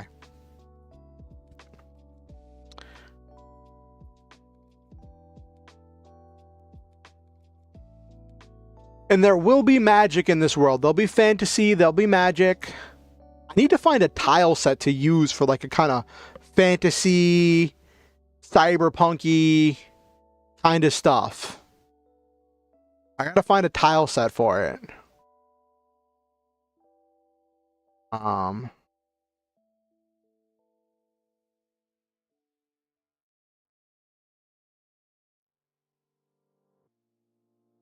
We have a couple different arcs here. Like we have the arc of them escaping with the mech. The whole thing with their journey to turn in the data that they've gotten. Their escape and rescue by the rebels, and then leaving from the rebels to stop the assassination.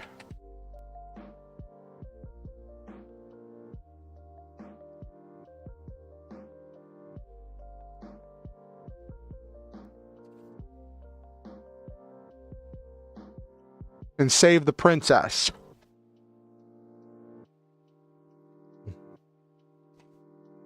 Okay. And we fleshed out the bad guy's plan. Alright, let's wind down. It is after midnight. I have things I need to be doing tonight.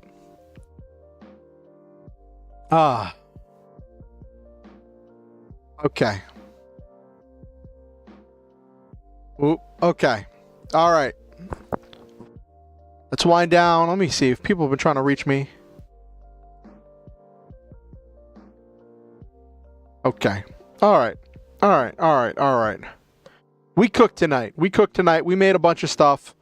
We didn't get to any actual programming, but we got a lot. Tonight was supposed to be brainstorming, and we did a lot of brainstorming. Answered a lot of questions, got a lot of ideas, got a lot of chat interaction. So let's scroll up. Look at all the people we had in chat tonight. Apparently I was getting... Oh, you're welcome, Jesus. And apparently the algorithm was showing me some love. That's surprising. I know my last few streams have been kind of successful, like with like 20 or 30 people, or 20 or 30 views. So if the algorithm's showing me some love, that's interesting. So, for those of you who don't know, I like to end my streams by saying positivity, speaking good things and positivity into the lives of my viewers, and saying things that I care about each and every one of you. With that said, I will say to Jesus, Noel Main, Blaze 409. I think there were more people before that too, weren't there?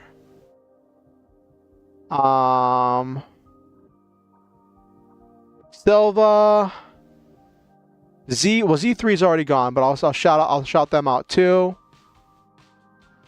And we had a new follower. We had a new subscriber tonight. Nick the something or other.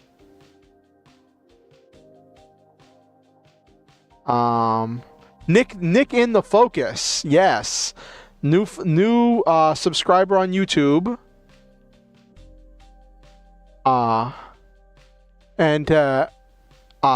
Anyone else who watched the stream and didn't say anything in chat, and to anyone who watches this VOD afterwards, I want to say, I love all of you, and I believe in each and every one of you. I think that you are a worthy and worthwhile and valid person. You are deserving of love and happiness and good things. I believe that your hopes, fears, concerns, and thoughts are... Your hopes, fears, concerns, dreams, and all of that are valid, worthy of notice, and worthy of care. I believe that each of you makes this world a better place in your own way by living in it and doing things that only you can do. I believe in all of you, and I'm grateful to all of you for being here. I'm grateful every day to live in a world with you in it, and I'm thankful that you're a member of this community, making not only this community, but my life better. Always remember the Star Hunter motto: shoot for the stars, have wonderful adventures, live your dreams, and always stop to enjoy the memes. Like we said earlier, please be sure to like the algorithm. Like the stream if you're watching on YouTube. It helps the algorithm with pushing it out, which apparently it's doing. Which, you know, that's cool. On a roll. Got a few new people tonight. And I told you about my goals for if I hit 300 YouTube subscribers or 1,000 YouTube subscribers.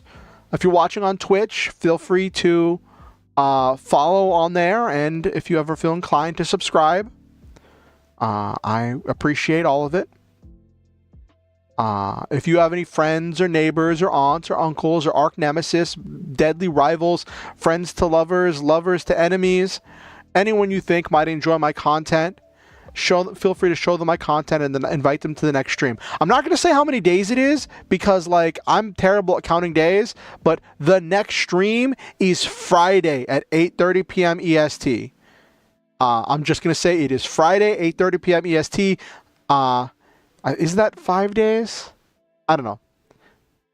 It's like, do I count today as 1? Do I count today as 2? Like, do I count it as 0? Whatever. It's Friday. That's the next stream, Friday, 8:30 p.m. EST. I look forward to seeing you there. Not sure what we're going to do yet. Might do more of this, honestly. This was great.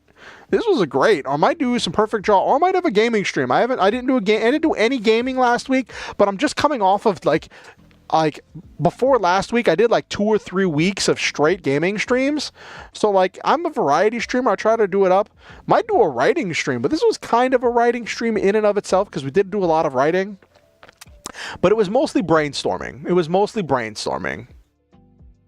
But yeah, if you want to keep up with me on social media, you can subscribe on YouTube and ding the notification bell. You can follow on Twitch. You can follow me on Twitter or X. You can follow me on Blue Sky Social. You can like my Facebook page. Any of those things you can do. You can join my Discord.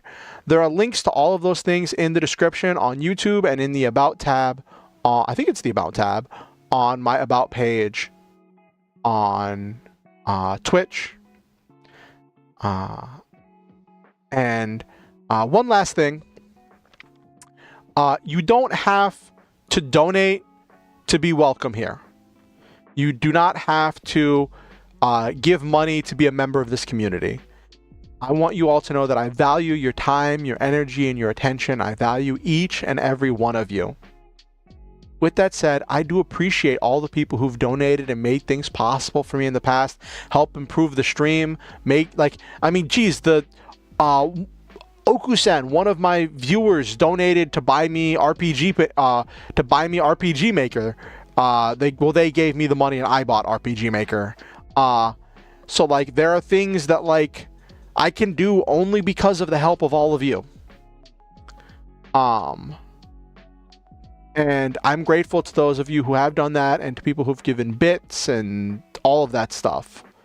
If you ever feel motivated to donate to improve the stream, to improve my life, to help me out with any number of things, it is financially safe and responsible for you to do so, there are links down below in the description on YouTube and on the donate panel on Twitch.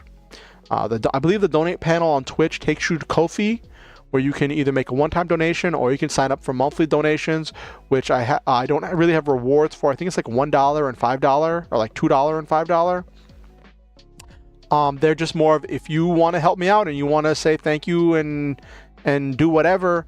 I haven't really laid out rewards. It's not really incentivized. It's just if you want to. In the future, I may lay out more rewards for people. We'll see where the content goes, you know? But thank you all for coming. Next stream is going to be Friday, 8:30 p.m. EST, and I look forward to seeing all of you there. Let me see if we even have anybody to raid with on Twitch. Nobody's been talking on Twitch. Who have we got? Oh, we've got 3 viewers on Twitch. All right, let's see who's on. Let's see who we can go. Who we can go raid on Twitch. Ba ba ba ba ba. Benicula's live.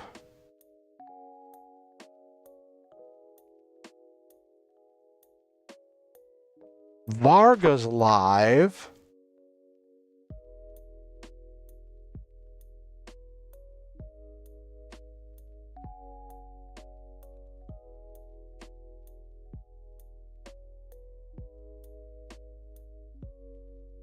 I think Benicula's just starting. We'll do Benicula.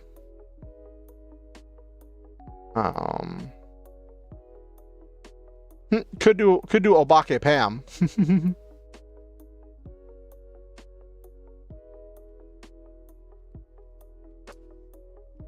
I'd feel weird doing Pam. Pam also does dual streaming, which is funny. I think I'm just scared to do Pam.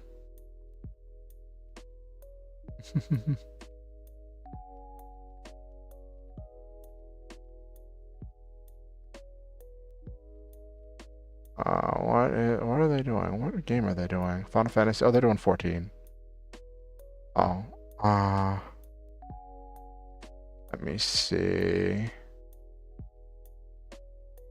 Oh yeah, they just started. Benicula's doing her thing where she goes into Cursed Castle News. Okay. All right. Thank you all for coming.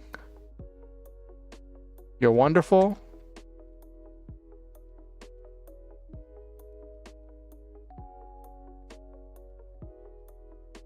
All right.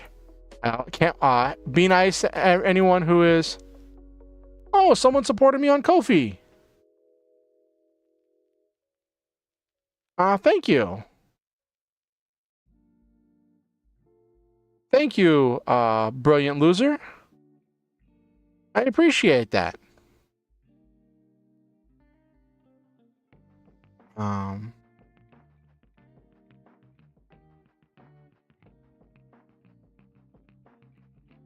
I really appreciate that. Ba ba ba ba ba.